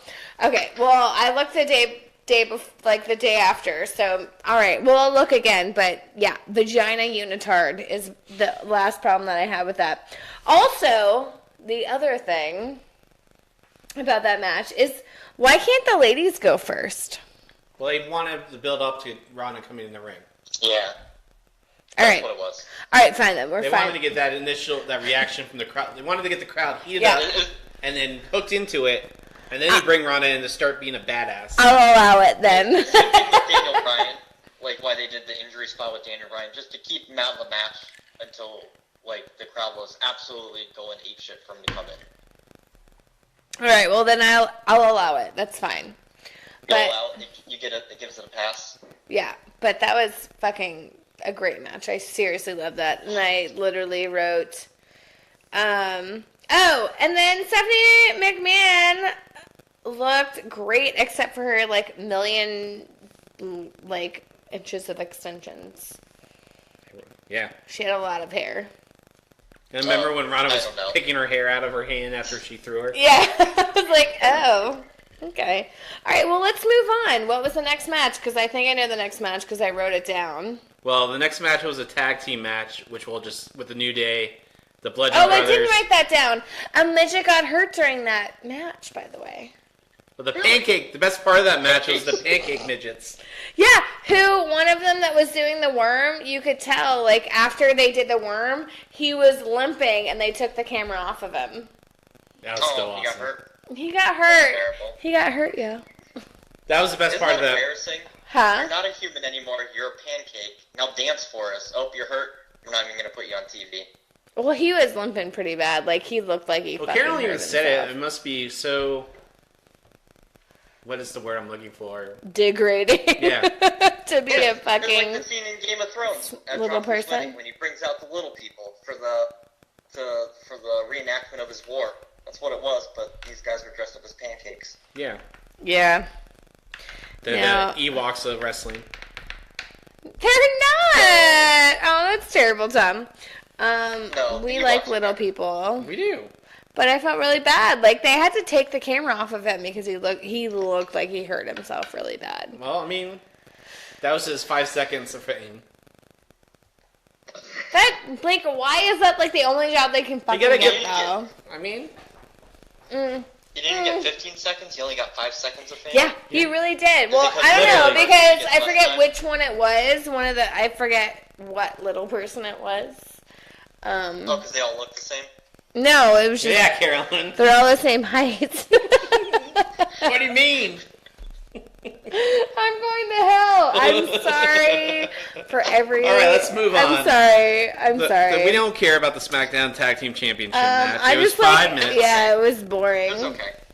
So, the next match. So, the one thing I want to say, I forgot to mention this. So, during Charlotte Flair and Asuka's match, after they do the whole Charlotte was ready for Asuka thing and they shake hands and Charlotte's going up the ramp, a ref runs down to tell John Cena, who's in the who's in... Yeah, so Charlotte Take fucking... us away from the match. Yeah, so Charlotte wins this amazing match and is like relishing in it, walking away from the fucking Ring. Thank you. Do you see me do this thing? It's a good thing I'm not remote. Ugh. And then they like take it away from her. I was like, that's fucking bullshit. And still win. I was fucking pissed about that. Will, thoughts? Oh, the John Cena thing? Yeah, I was just dude. like, oh, I mean, whatever. I mean, the match was over. They already did the celebration. She was walking away, and the announcers, by that point, I think they were already moving on to, like, the next, Well, they saw the ref talking to John Cena. Had they actually Yeah, started moving away from it, or were they taking away from the woman's win? Because they watched every other man walk out of that fucking place till they fucking got to the main stage. Well, I mean, she was already at the main stage, wasn't she? No, she was still on the She just ramp. left. She was like still when on she the got out of the walk ring. up. Yeah. It doesn't bother me. That thing was over. The segment was over. Yeah. They celebrated. Ask Brittany what she thinks. I gotta be quiet now. So, I mean, John Cena was fucking featured for 6 matches because he was on all the It looked pre-show. more awkward out there. Yeah. Like it's just like, all right, when do I go back? Okay, I'll sit here. I'll pretend to like drink I this care. beer. Imagine if he was just loaded up. That's Yeah. why the match went so short. He was in no condition to compete. So right? so he goes back there. Oh, the old Jeff Hardy trick. I'm just gonna get high Yeah. out of my mind and then cancel the match on me. Yeah. So he goes back there, and again, we all assume he's getting ready for the Undertaker. And he comes back out, and the ref comes back out to tell him, which I don't understand why we just can't do. I mean, because I guess they want us to be hooked into it. So the ref comes back out and tells John Cena bad news, and then Cena starts to leave the ring, and then Elias shows up. Who, by the way, who the fuck is he? And who fucking cares about this guy? He fucking can play guitar. Who gives a shit? I'm sure Sorry. his parents care. Is that I'm sure he's got family. is that fair? Is that a fair question? I mean, I like It was all, it's all just to build up, like the whole Ronda Rousey thing. You can't have her come in right away. They just want to build up. You think you're going to get it, and then they, take it away again, so that we're like, oh, it's not going to happen. So when it does happen, you're like, oh my god. Was this the part where I was yelling at the TV? You're giving me just the tip at this point? yes. Got it. Because they were I don't giving even know me if that just was the tip. I mean, that was nothing. So, yeah, I mean, Very and they upsetting. brought him out, and, like, this whole fucking angle goes on for, like, 20-something minutes. Too long. Where they could have actually had a fucking match. Too I don't think they could have a fucking match. I long. think that's why when they did have a match, it was just like the 3 minutes or 4 minutes. I don't think. It went 2 Undertaker. minutes and 45 seconds. It was the most boring, stupid match that they've had in a while. John Cena botched the fucking big boot. Like, he started falling down before Undertaker could hit him with the big boot. I don't think Undertaker can even do a big boot anymore. I think that's another issue. He got it up, but Cena fell down before. That's Undertaker's fault. Undertaker's got to lay that shit in. He's got to... Yeah. Well, here's the thing. He can't fucking do anything. Did you see him go from, like, side to side when he was hitting... Yeah. What are the things? The ropes? Yeah, the ropes. Oh, my God. What is wrong with me? When he was, like, hitting the ropes, he was stiff as fuck and didn't know what the fuck he was doing. He hasn't wrestled in a year, and he had hip surgery. Well, I don't care. Then don't fucking do it. Like, if you can't actually look like you're doing it, don't fucking do it. Like, leave the legend the way it is and stop fucking wrestling. Like, that's my thing. Now he's going to wrestle Jericho at the greatest Royal Rumble ever. Which is fucking bullshit. In a casting match. With this match, I think it was just a way to kind of repay the fans for last year's WrestleMania, where he lost to Roman Reigns, and then also to repay the fans for WrestleMania 30, which was also in the same stadium, where he lost to Brock Lesnar. It's like, against two people that people didn't want to see him lose against, and now John Cena, so it's like, we'll just have him beat him in 3 minutes, because that's about all he can do. He took one back suplex, and I thought he was going to fucking die, so I was like, whatever. And then he got up, and then he beat Cena, and it's just to make the fans happy, just be like, oh, there you go, one more. Yeah. That's bullshit. You know? Like, as a new fan, that didn't make me happy to see him fucking go out there and give a half-ass fucking performance. Like, my thing is like, I get it. The Undertaker is a nostalgic thing, right? He's nostalgia. Like, first and foremost. But, like... what he's doing at this point is not entertaining. He looks like he's going to hurt himself or he's just going to fucking hurt himself doing this. So it's like, that's not fun for anyone else to watch, right? No. Right? I personally I thought he was in a lot better shape than he was last year. Well, probably because he had fucking hip surgery and he lost weight. I mean, he had a big beer gut last year, and so he toned down, and I thought he looked like a little bit better moving around, but... No, I didn't think he did a good job moving around at all. Like, it was just... Like, literally, my notes for that match are a blah match. Like, it was just kind of like, blah. There's Carolyn's rating. No, it was just... It was not entertaining to see someone who is struggling through a match. Like, I want to see someone who's actually physically fit and ready to do, actual wrestling. I mean, I think with, the hip and everything, if he maybe wrestled a little bit more, maybe he could have one last good match next year. No. But to be off for an entire year, and then, he looked a lot better, but, I mean, if he's not wrestling, and, Triple H, granted he hasn't wrestled in a couple of months, but he wrestled more in this last year than he has in years, so. Yep. I mean, I think if you let The Undertaker build up, he's wrestling Jericho in 2 weeks, and then maybe have him do something at SummerSlam and then Survivor Series. Because when he did that whole thing with Shane McMahon, I thought that was the last really decent match he had, that Hell in a Cell match. Who? What, Triple H? No, Undertaker. Oh, I'm sorry. No, it's fucking bullshit. William, what do you think? How do you feel about it? It doesn't bother me as much because I'm just of the mindset that it was just a way to repay the fans that had to watch him lose, that no one wanted to see him lose, and they were shitty, long, boring matches. And then, even then, it was only for a 6 or 7 year stretch where Undertaker was known for having good matches at WrestleMania. And he was almost in his 40s when that happened. Yeah, I mean, before, was it WrestleMania 21? He may have had 1 or 2 good matches at WrestleMania, but from what was it, WrestleMania 8 or whatever it was, through the one he had with Ric Flair, which was WrestleMania 18. So the first 10 WrestleManias he had, they were just awful fucking matches, with the exception of a few. So it's not like he's known for having these great stellar performances. He had maybe a 7 year stretch where he's actually having good matches at WrestleMania, but I mean, he's had more bad matches at WrestleMania than good. That's why it's so easy to pick out the good ones. That's why the Shawn Michaels one stand out. Right. Well, I don't know. I feel like even if it's not entirely true, like wrestling is still a very physical contact sport, and it's just like I don't want to see anyone suffer through and not put on a good show. Like, what's the fucking point? And I get like that you think that they should pay it back to the fans. I don't disagree with that, but it's like, to what point? It's like you're putting yourself in harm's way almost. And it's like, that's not entertaining to watch. I just think he needs to rest. So he came back. I don't think this should be his last one. But I really think next year, let him win so he doesn't come back again. Find someone good for him to wrestle. He wins a 10-minute match. His high spots. He struggles a little bit. He comes back. He wins. Fair? Who would you have him wrestle? Who would you have him work with?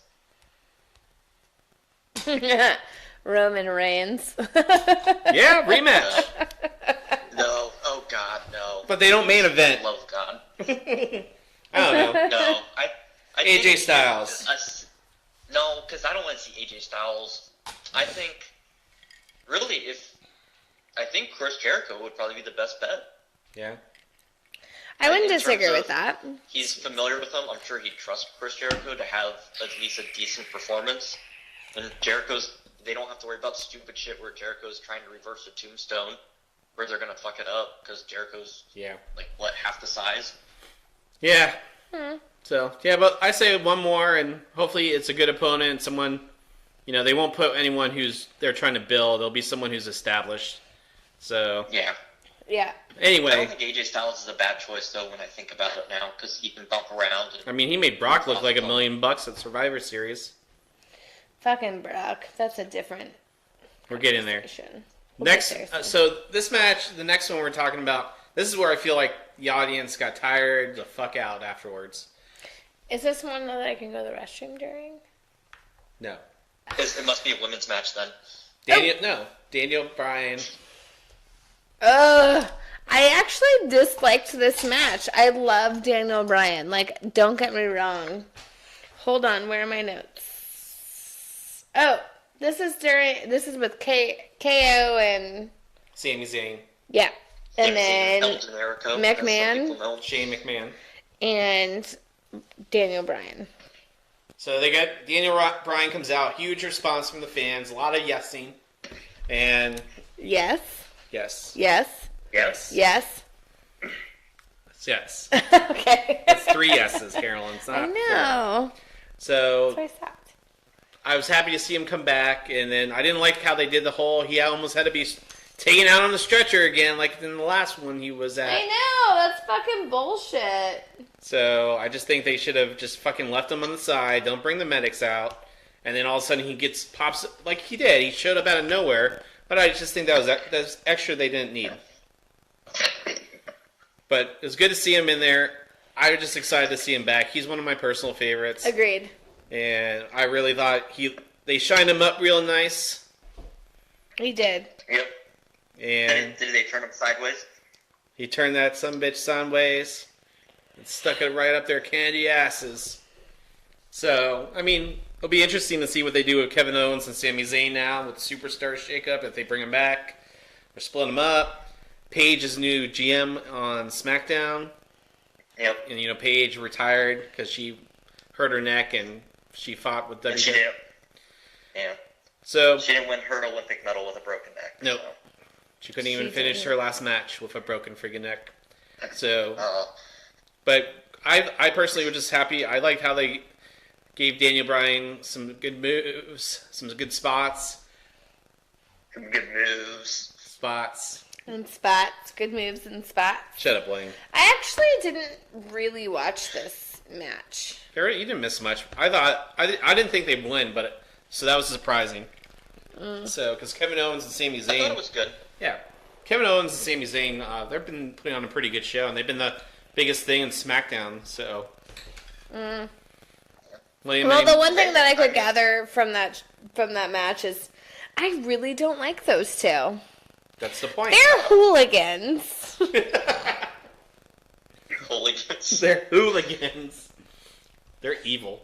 I They mean, are evil. Fuck those The two guys. of them have been together I think they started training in wrestling together, so they've been together since the early 2000s, and they've been doing a storyline on WWE since NXT 4 years ago. I mean,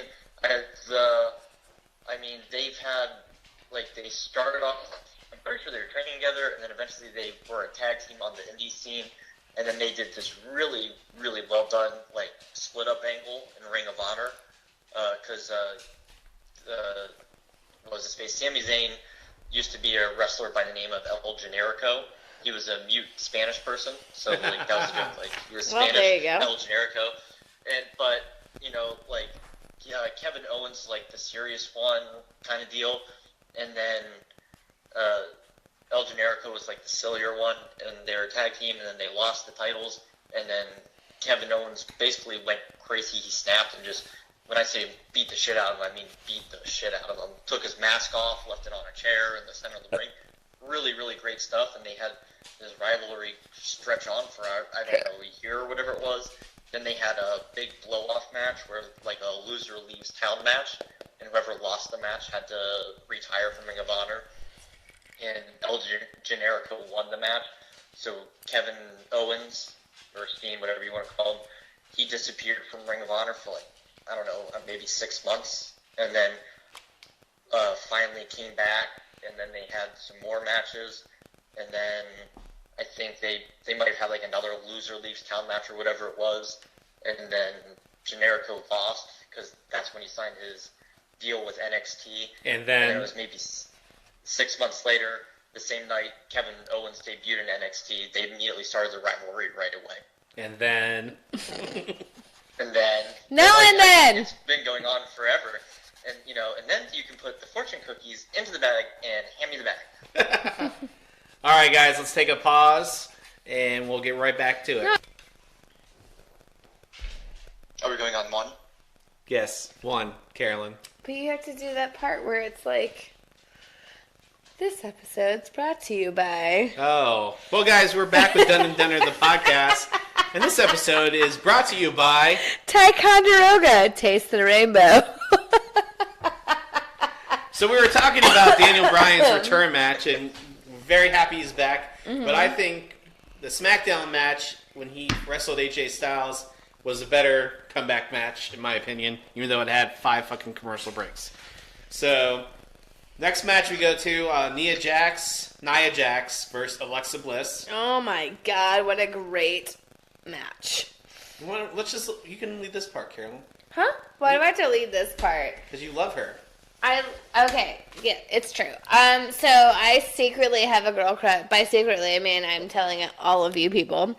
I love Nia Jax. I think she's like the epitome of being a woman and who she is. She's strong. She's awesome. I love it.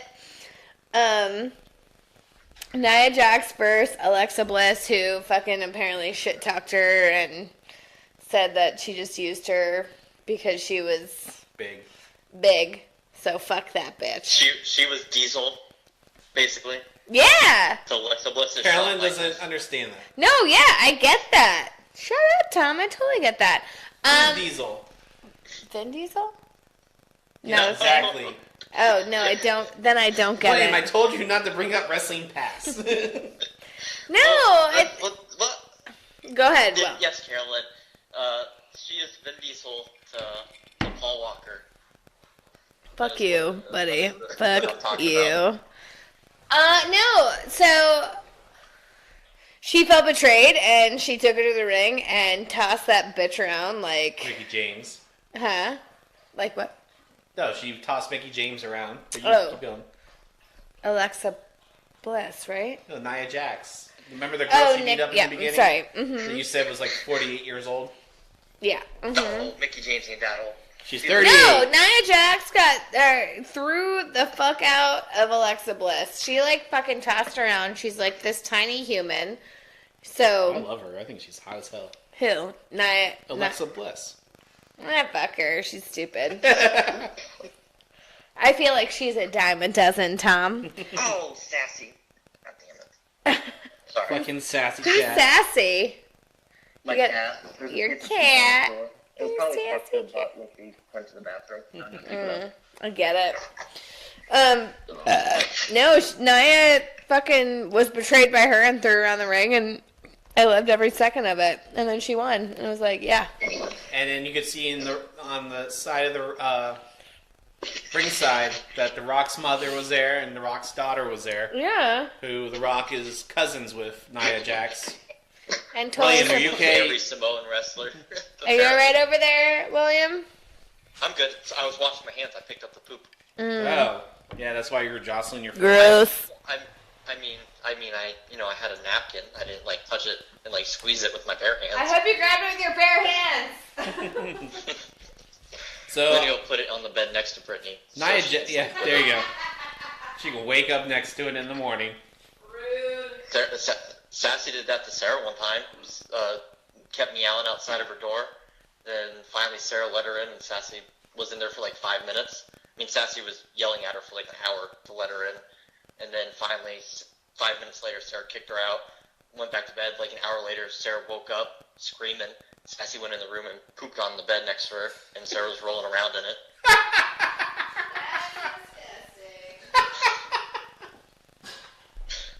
Basically, she just wanted her litter box cleaned out, and Sarah just was sleeping. Oh, that's awesome. That's horrifying. Yep. I'm sorry, guys. I'm freaking sorry. Tom's so mad at me right now, but I'm heating up something to eat real fast, people. It's late. Alright, so let's keep moving.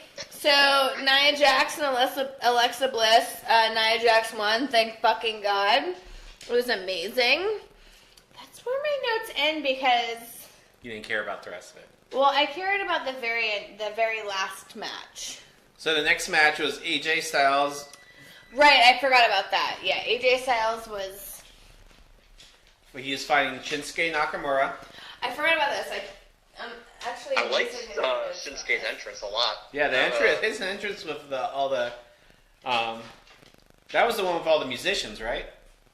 Yeah, but it had I guess I looked up the guitar player. That's Alice Cooper's guitar. Oh yeah, Alice Cooper's guitar player. That was great. just about to ask who that was. For someone they're going to turn heel at the end of the match, they gave him he had one of the best entrances of the night. Who? Shinsuke. Yep. Nakamura? He probably had the best entrance of the night with the guitar Really? player. Well, if he could have came out on one of Triple H's motorcycles. Oh my God. Him and the guitar player, if they would have just rode together, where she's driving it and playing the guitar, he's in a little sidecar, that would have been perfect. That would have been funny. Why do I just see him coming down on a hoverboard? I don't know. But AJ Styles came down and he was like, all right, I'm the WWE champion and I don't even get anything special. Yeah. Yeah, because he was going to win. That's what he got. He got the W. Yeah. And I tell you, AJ Styles, he puts on a good show. But this match was, I don't know if it just... This match was actually pretty good. It was good. I just think the crowd... Was not interested. They did not care. They were more into the low blow at the end. Oh, well, obviously. Who wouldn't be more interested in the low blow at the end? They don't do a lot of low blows anymore. I like low blows.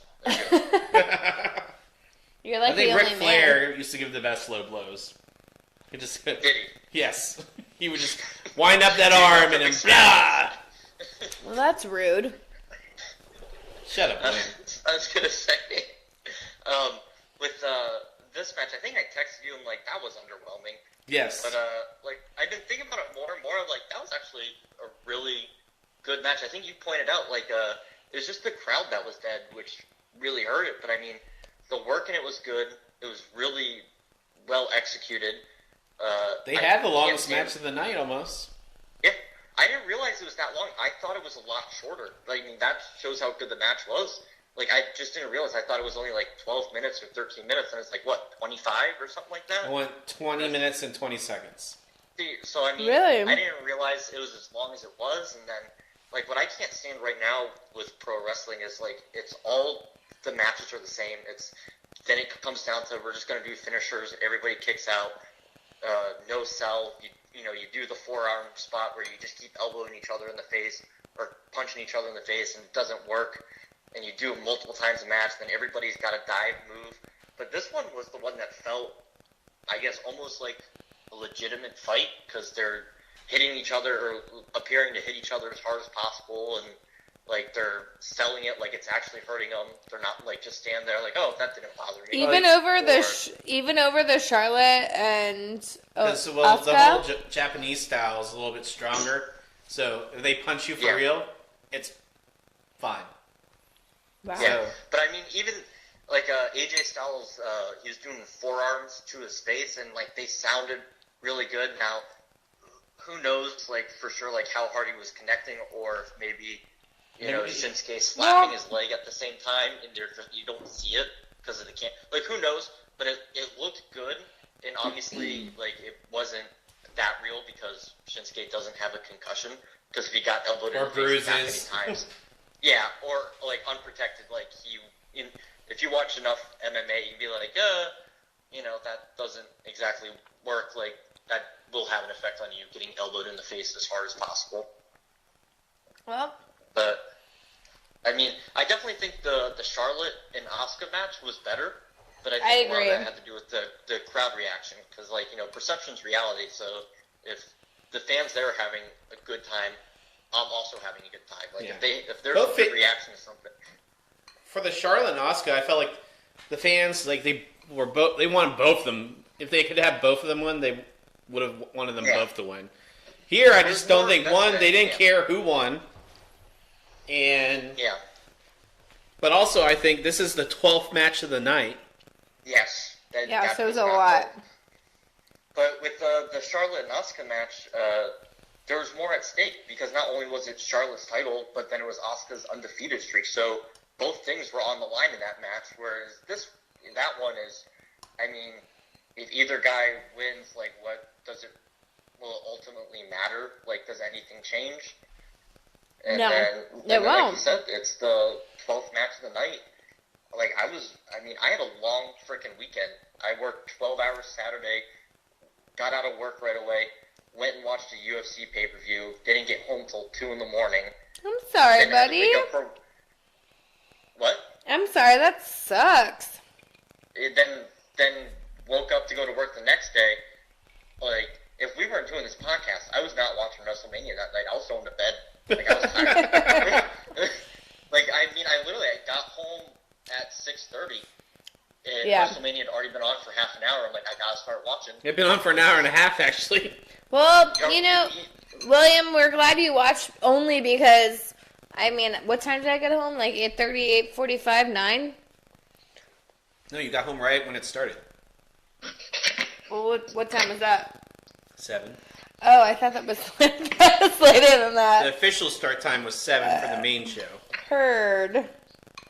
I mean, like, it was very physical. It was very nonstop. They had a couple stop and goes, but I really they didn't keep trying to do the same fucking finisher over and over again like they do in so many matches. Like, Shinsuke got his knee once, I think, before. And Styles tried to go for the Styles Clash once before. But it was like phenomenal forearm. Then they were pulling moves out that we haven't seen in a while. And I mean, it's WrestleMania, so you pull everything out you can. Right. And then I like how Shinsuke went for the knee again, and then Styles countered it into the Styles Clash and won. It's funny, they were doing the entrances, and obviously I realize now why, but they're like, it's going to be Shinsuke's, whatever the name of his knee is, against Styles' phenomenal forearm. I'm like, isn't the Styles Clash his finisher? I'm like, why is it the forearm? I'm like, but that's just because I've been aware of AJ Styles for, 10 years, 15 years, and he's always had the Styles Clash, so... Yeah. But then it makes sense because they wanted to surprise you, where it's like, oh, it didn't on either one of those, it was a bit different. So I'm like, you got me. You got me, WWE. But I think the biggest thing was when... I think the from the non-wrestling fans, the biggest thing we'll remember is Shinsuke low-blowing AJ. That's fucking bullshit. They did the sign of respect, handshake, hug. Yep. They hugged it out. He gave the title back to him. And he was down on one knee, and I was just like, why the fuck is he down on one knee, giving him the title? They give him the old low blow, Tommy. I know. Well, I mean, I didn't think... Wrestling one. But I got swerved because I didn't think... I didn't see that coming. I didn't see it either. Neither did AJ. Yeah, neither did AJ. Neither did AJ. He's So- on a different level, though. He's like, this is going to be the best celebration of my life. Yeah. So it'll be interesting to see that he's become full-fledged heel. He attacked Daniel Bryan and AJ Styles on SmackDown. Mm-hmm. Carolyn doesn't like Shinsuke. Yeah, I don't like him. I don't like him for a very specific reason. His red mouth guard. His mouth guard that just makes his teeth look bloody the entire time. I fucking hate it. It's the worst. Maybe his teeth are bloody, and the mouth guard... They're not, because he's taken that So it's mouth not guard good out. anywhere. They're not. It drives me crazy. Well, Carolyn, the next match was one of your favorites you wanted to talk about an hour and a half ago when we started the podcast. Was it the Roman Reigns and Brock Lesnar? No, that's next. No. It's a good Braun old St. Strowman Nicholas. and And- Nicholas. Oh, yeah! Sorry. I did not write these notes down. Let's keep this real short and sweet. Oh my god, 4 it was minutes. so cute! Match is 4 minutes. It was adorable. Braun comes out, doesn't have his tag team partner, and said, "It's going to be one of you." Which And he raises his hand. he walks all around the Superdome to find the stage fan, which Well, Carolyn thought was real. You know what? I don't care if it was fake or real. I It's thought so it was real to her, fucking damn cute. Every wrestling fan hated it. Well, here's why I didn't hate it. Couple reasons, Tom. You ready? I'm You ready. for this? William, are Okay. you ready? So, couple reasons Are why I you really ready? Don't. the couple reasons where I really She didn't get that. liked it. I didn't get it. All you got 2 words for. What? What No. are your 2 fucking words for me? No, I'm just referencing DX. Oh, are you, William? It's fine. No, Let's just move on. We're fine.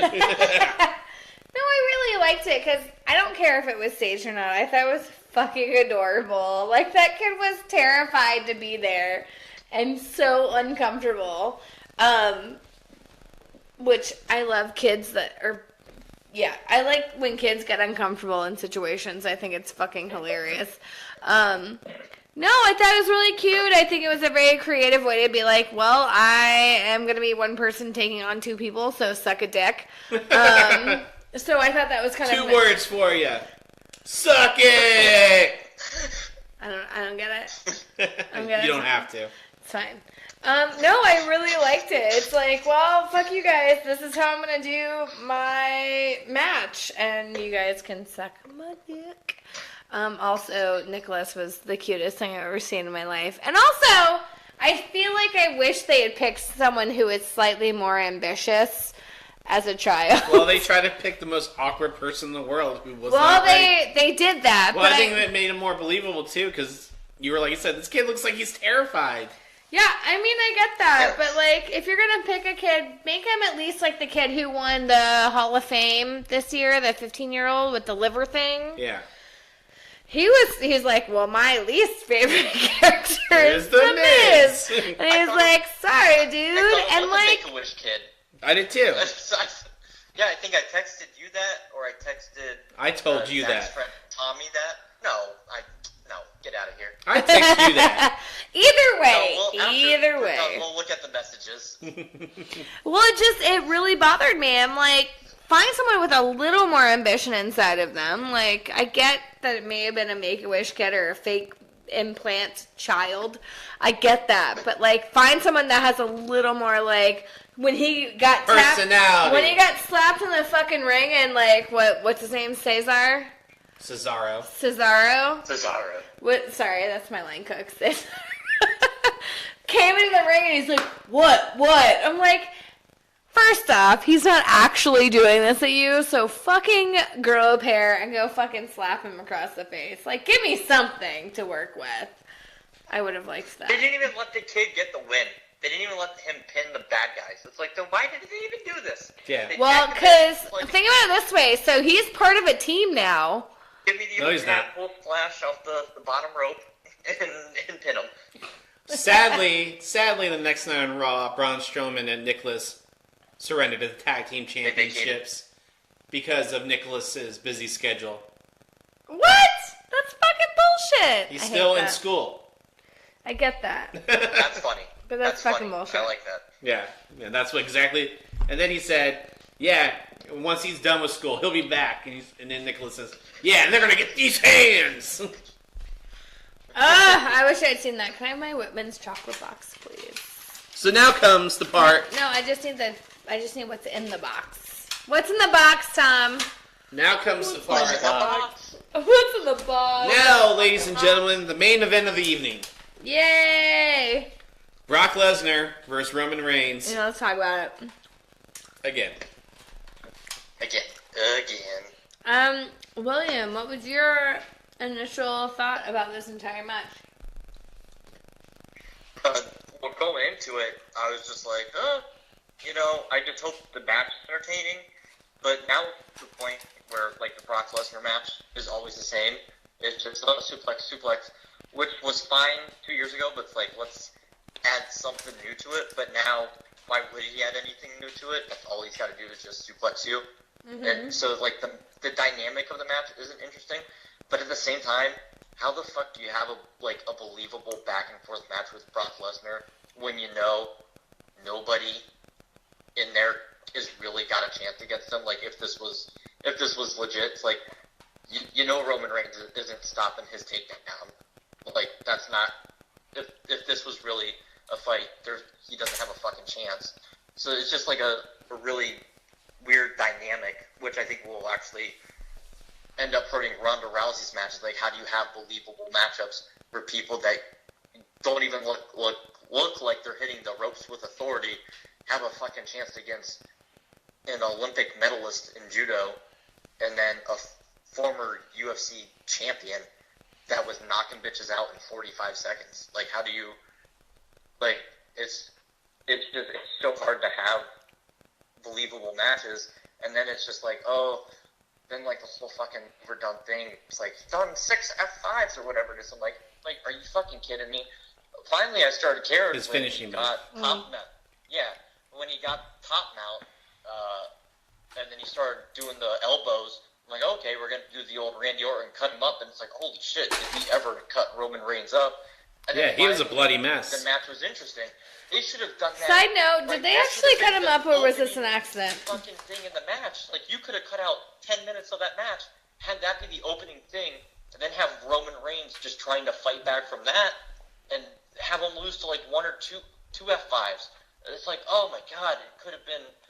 Yeah, I feel... Go ahead, buddy. I was going to say, like, they got lucky with the Goldberg match last year at WrestleMania, because that was built up really well with the very first match with Goldberg and Lesnar, where Goldberg just beat him in, like, a minute, like how Goldberg does. And so it's like, oh shit, Goldberg can beat him. Then he eliminated him from the Royal Rumble immediately. So it's like, it's built up well, so you only need to have this 6-minute match of super moves. And even then, it wasn't as overdone as this. It wasn't 6 F5s to beat Goldberg. I think it was 1. I think 1 F5 beat him. And fans were okay with that. Like, I feel like... don't need to... Go ahead. I'm done ranting. So, WrestleMania 31, when they fought the first time, I thought that was a little more intense, and actually, I got into that match more than this. Of course, Seth Rollins came out and cashed Money in the Bank in and won. But I don't think, 6 fucking F5s. I just felt like the match dragged on. It said it was almost 16 minutes. I feel like it did drag, for sure. But, like, can I ask you guys, like, a legit question? Yeah. Was that bloody face at the end, like, real? Because it seems real. Because the way that Roman Reigns looked at his face and then, like, touched his forehead and the blood gushed out, he was like, oh, fuck. Oh, so that was real? Yeah. Who knows for sure if it was from the elbows or if he did, the old razor trick. Like, it looks legit enough that you know what that is? The elbows, I do. So it doesn't matter. But, like, my thing is, it fucking happened, which was insanity. But, like, I think they I should don't have want the added razor trick, but it looked like he took 3 elbows to the goddamn He forehead did. and broke his fucking skin open. We could hear. So it's like, Yeah. yeah.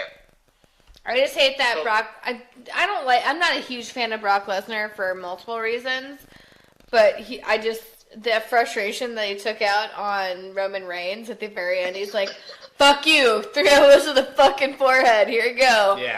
Deal with it. Can you fucking Because stay his down?" frustration, because he couldn't pin him after what was that 5 F5s or 6? I don't know. Like, I lost track. just like slow it down, and it just became like very irritating because I remember didn't Roman Reigns and John Cena have a match last year, and it was just like on a throwaway pay-per-view. It wasn't Yeah, no at, like, mercy. SummerSlam or anything. It was Yeah, dumb. it's like you didn't do this for SummerSlam or Wrestle. Like, how is this not the WrestleMania match? True. Like, and I didn't even watch the match. I just remember reading the reviews because I'm like, oh, like I've been looking forward to this match. This match will probably be really good. And then I read the review that John Cena did like 5 F5s or 6 or not F5s. Sorry, attitude adjustments. And he kicked out. I'm like, what the fuck is this? Like, what a waste. Like, you're killing John Cena and you're not helping Roman Reigns. And then you just did the same thing in this match where it's like, oh, we'll do 6 F5s beat him. It's like, well, fuck, if that's all it takes, everyone's just going to do 6 F5s. Like, what? Why would you do your own moves? You know the moves that win. 6 F5s, elbows to the head, cut them open, go home happy. Yeah, I mean, Go ahead, buddy. I mean, that's it. It's like, it's just so uninteresting. Like, I remember back in I guess, the end of the Attitude Era, the thing was, like, you know for sure, once you get the third finisher, that's it. The match is over. Like, 3 Stone Cold Stunners or 3 Rock Bottoms. Like, very rarely did anybody kick out of 2, but everyone, you understood. Like, the third one, that's it. Match is over. There's no reason to kick out after 3. And you got freaking Roman Reigns, like, I'll take all the finishers. It's all good. And that's all they did. Like, it was a Superman punch, a spear, F5, suplexes, the table spot, the elbow spot, and then this was like 16 minutes. And so the big thing going into this, Brock Lesnar's contract was going to expire, apparently. And the original finish was for Roman Reigns to win. So after he opens him up and he goes for the next F5 that he won with, So when he went to F5 him again and he got out of it and speared him, he was supposed to win. That was the original finish, supposedly. This is just stuff I would read on the sites. Yeah. But Brock Lesnar re-signed earlier that day, and apparently only a handful of people knew. And so he re-signed, and now he won because of the re-signing. So right now he's the longest reigning champion in almost I fucking hate him. 8 Wait, years. I'm sorry. 4 years. Am I right? Whenever CM Punk. That's CM Punk. Yeah. Brock Lesnar, we're talking about. Oh. One, I'm not a fan of Roman Reigns. I don't like Brock Lesnar. I would rather have Roman Reigns over Brock fucking Lesnar. I would at least honestly. like to see the title defended. I also think they need to go back to one title. But also, I just like... You're welcome. Brock's been doing the same thing for years now, and can we do something different? That's what I'm really disappointed with Brock Lesnar, because if you go back and watch the stuff when he first came in like 2002, yeah, he was a beast. He not only was he a beast, but he was having fantastic matches. Like really, He was selling. Because the people he was working with, right? Like Eddie Guerrero, Chris Benoit, Kurt Angle, Rey Mysterio. Like he's working with like probably 4 or 5 of the best absolute wrestlers who were in their prime at the time. So of course the matches are going to be good or great, but he could hold his own in there. He was in the company for a year, main evented WrestleMania, and didn't stink up the joint, which, like, how many other people can say that? And it's Roman Reigns can say it one time, like, 2 not in his times, first year. 3 times now. But this wasn't in his first year. That's a little bit different. I think he's thinking of the joint, not because of any of his skills, but just how the matches are booked. Like, that's not... You know, Roman Reigns isn't like, we're putting the matches together, Brock. I want to kick out a 5 F5s. It's like, no, you know that's coming from up top. Like, Yeah. so it's just frustrating. Like, I mean, probably the last really great Brock Lesnar match was probably his match with CM Punk in was that 2013? 14. And it's weird how 13. Yeah. No, it's 13. Yeah. Yeah, and it's weird how his match with CM Punk, besides I guess his stuff with Goldberg, is his most believable match since he came back, and that's because he had to do other things. He had to do other things, but from the fans' perspective, CM Punk was one of the few people that they legit thought had a chance, because even then, this was obviously before he started training for UFC, but he was billed as having a mixed martial arts background. So the fans then at least bought it, and CM Punk was still, I mean, this was on the downslope of, I guess, really, the downslope of his career, because he was gone like 5 months later. But, like, he was still, like, performing at a top level. I mean, he was still probably in a position to have the best matches besides Daniel Bryan. So, and obviously Paul Heyman was good friends with CM Punk, so I'm sure he'd talk to Lesnar and be like, hey, let's do something fun. But for now, like, that was 3 years ago. I mean, I remember he had, I think it was in Night of Champions, he had a match with John Cena, which was good. And then he had a triple threat match with Seth Rollins and John Cena at Royal Rumble. Yeah, and that was pretty good. I think that's probably the best triple threat match WWE's ever done. Sorry to fans of the Daniel Bryan triple threat match at WrestleMania, or the fans of the WrestleMania 20 main event with Benoit. I mean, I think that one's the best one. Yeah. I could go on a whole rant about why I think that whatever. You need to find that piece of paper about your favorite matches, and then we'll share that. Okay. So, right. I would just say the main event, I would say everything after the Daniel Bryan match. I mean, Nia Jax, I know Carolyn really liked that. I enjoyed the AJ Styles match. But and I felt like the Roman Braun Strowman Reigns thing and Roman Reigns I didn't care. I could have went to sleep. I actually enjoyed the Roman Reigns. I mean, I like a Once good he got bloody opened match. up, I think you got into it. But if I he didn't did. get I was opened like, up, holy shit, he's fucking bleeding. That's literally how I felt. But if he didn't get opened up, you wouldn't have cared. The only reason you would have stayed up the only reason you stayed up, first of all, because we were going to do the podcast on WrestleMania, and you told me you were fading. I'm like, I am too, but we got to do a podcast. I was fading hard. And, I mean, and that goes, my thing is, what I take away from this is 7 hours of wrestling is too long for the fan. So I'm looking at the card right now in front of you guys, and tell me if you don't disagree. I think the whole pre-show they need to get rid of. Maybe have one of the 3 matches. Agreed. Which is what it used to be. It used to just be like one match. I say they don't need the Fatal 4-Way for the U.S. title. Agreed. Yeah. Well, you could like almost cut out every other match. Yeah. Like, I don't think you need the tag team I mean, I know everyone was making a big deal about the tag team titles being on there, but you have 1, 2 tag matches that are high caliber already on the card. Now you're going to add a triple threat match, and then you're going to add a Braun Strowman and a fan tag team match. You don't need all that stuff.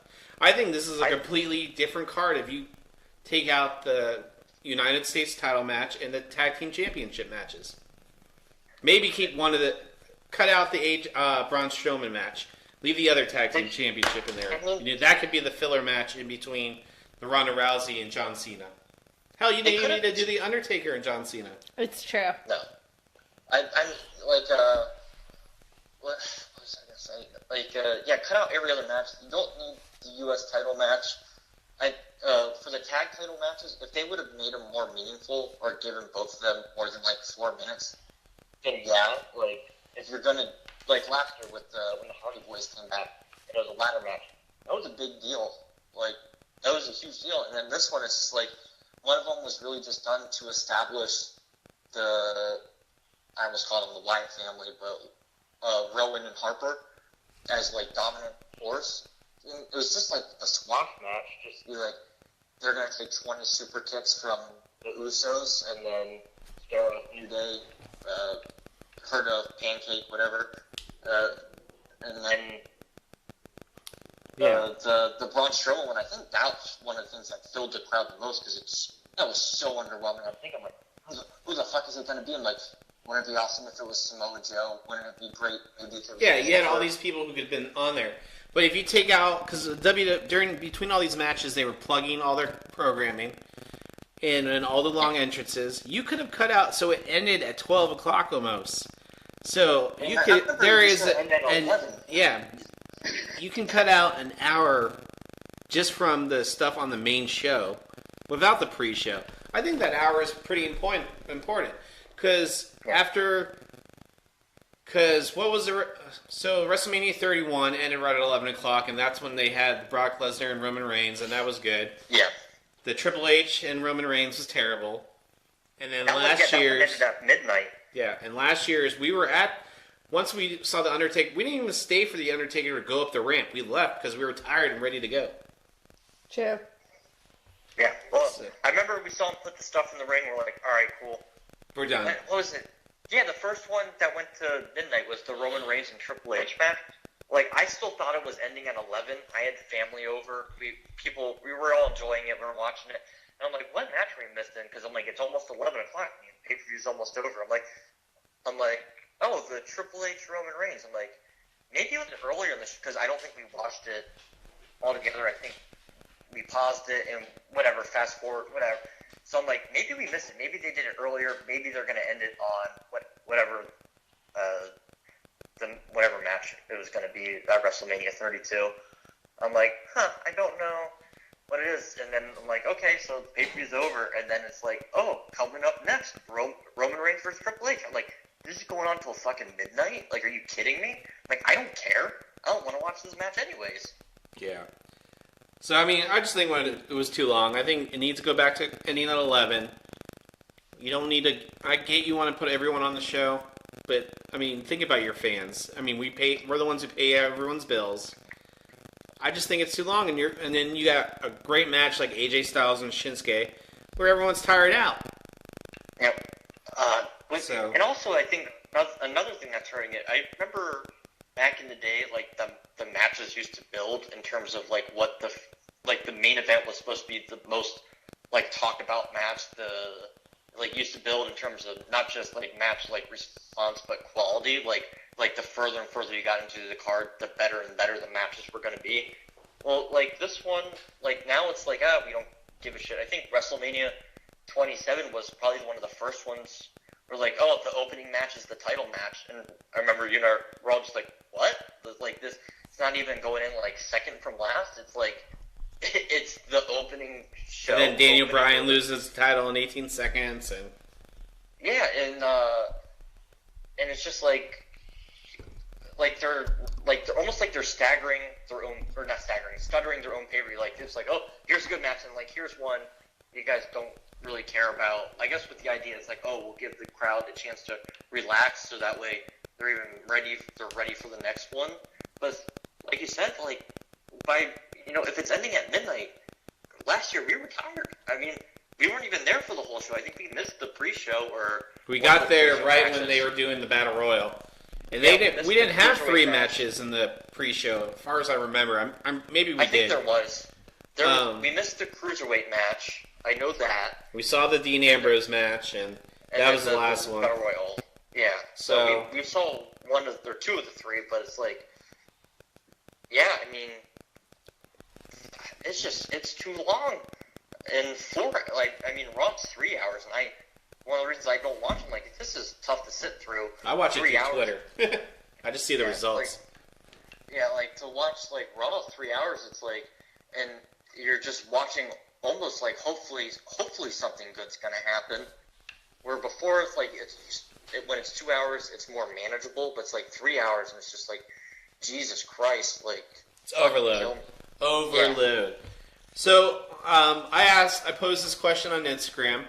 I asked our fans and listeners, what was your favorite match of the night? And I put, I think the best wrestling match of the night was Asuka and Charlotte, and I think the match of the night went to Triple H, Ronda Rousey, Kurt Angle, and Stephanie McMahon. Mm-hmm. Hopped Up Network, one of our followers, said Rousey Angle versus Triple H Stephanie, great storyline throughout the match, and even with Rousey's limited moveset and in-ring experience, they made her look amazing, especially when she went toe-to-toe with Triple H. Yeah, agreed. Yep. Rock Candy Podcast said Charlotte versus Asuka was the best thing that happened to us all week. Mm-hmm. And thank you, got Hopped Up Network and Rock Candy Podcast or your comments. We do appreciate it. And like I said, I felt like this whole thing was, the first half of the show was great, and then it changed once we went to Undertaker and John Cena. Maybe even before that. But after the Daniel Bryan and all the yesing, everyone was tired the hell out. True. Yep. So, another WrestleMania in the books. So, William, overall, if you were to sum it up, what did you think? I liked certain individual matches, and there were other matches I didn't care about. I know Carolyn liked the Nia Jax, Alexa Bliss thing. One, I didn't even know that match was happening, and I didn't care. So when this is happening, I'm like, oh, cool. I can check out Facebook and Instagram, because I didn't have the P. I already peed at that point. And not because they're women or anything like that. Like, they're like the U.S. title match. I'm like, I don't give a shit. I'm like, oh, Bobby Roode's here. That's pretty cool. I'm like, I don't care. And it's like, please, for the love of God, don't tell me Jinder Mahal's not on steroids, because I saw what he looked like 5 years ago. And when you get older, it's not like your body gets better. So it's like, go fuck yourself, WWE. You can't pass the drug test. Whatever. And I was just kind of left baffled by the whole Braun Strowman tag match, because I'm thinking, who could it be? So many good possibilities. And then like, this kid, and I can't remember if it was you I texted or Zach's friend Tommy, who wants to listen to this episode. Two Tommies will be, are involved in this podcast now. But I remember, I think it was him I texted. I'm like, who's this girl? Like, who's this little girl? And then Karen, you're the same way. You're like, is that a girl? Wait. I'm like, and the commentary's like, this young man's gonna be the tag team partner. I'm like, oh shit. I'm like, oh, he's probably like a Make-A-Wish thing. Like, I'm not gonna shit on it. It's probably dying of cancer or something. And I was like, nope, it's a referee's kid. I'm like, get the fuck out of here. Like, you could have done so many different things. Like, Yeah. What a waste of my time. And, go fuck yourself, WWE, with that bullshit. Give me something good. Carolyn, what did you think? What did I think? I think it was actually way better than the one we went to last year. I think it was way more entertaining. There were a lot of great points. And I liked all the lady matches. I did. And then the Ronda Rousey, Stephanie McMahon, and Kurt Angle and Triple H was a great match. It definitely exceeded expectations for me. For and sure. Like I said, I'm hoping they do great things with Ronda Rousey, and I hope they don't overuse her, and I hope they don't put the title on her right away. I think Ronda Rousey finally found her niche. Fake boxing. Where they can write in what actually happens. Well, Carolyn. Yeah. And William will want to thank you for being on the show this Thanks, week. William. And guys, You're we're welcome. sorry Thank you about for having the me. week and a half absence, but we're happy to be back, and we hope you get to start your week off right with listening to us here on the podcast. I'm Which this podcast was brought to you by Ticonderoga. It's the other white meat. And then. Well, guys, podcasters, once again, you can follow us on our social media pages. Of course, please follow us on Instagram. That's where we do most of our social media as well. And we do appreciate the feedback. We do appreciate the feedback from our listeners and followers on Instagram. And, of course, for us, you can subscribe to the podcast through iTunes, Google Play, and Stitcher. Stitcher is the best way for all of you who either you're an Android user or an Apple user to listen to your podcast. William, how do you listen to your podcast? I listen through all various means. I do iTunes. I will do the Podbean app, and sometimes I'll even listen to it again on YouTube. There you go. Done. Which we do have it on the YouTube page. Done and which done. Podbean does such a good... Ner. Which William's in charge of still. So... I'm in charge of. Yes. With the broken laptop. There you go. Yay. Good thing Podbean sets it up for us. But William, thank you once again for being on the show We with us really this week. appreciate it, buddy. Thank you for having me. I can't wait to be back to talk about the Han Solo movie. Yeah. I think he just invited himself on the show. I'm totally okay with that. He's a great guest to have. Oh, yeah. Oh, thank you. So, So as this comes out, this will be out on Monday the 16th. Don't forget to pay your taxes, guys. Yeah, don't forget. We It's important. paid ours, unfortunately. Yeah.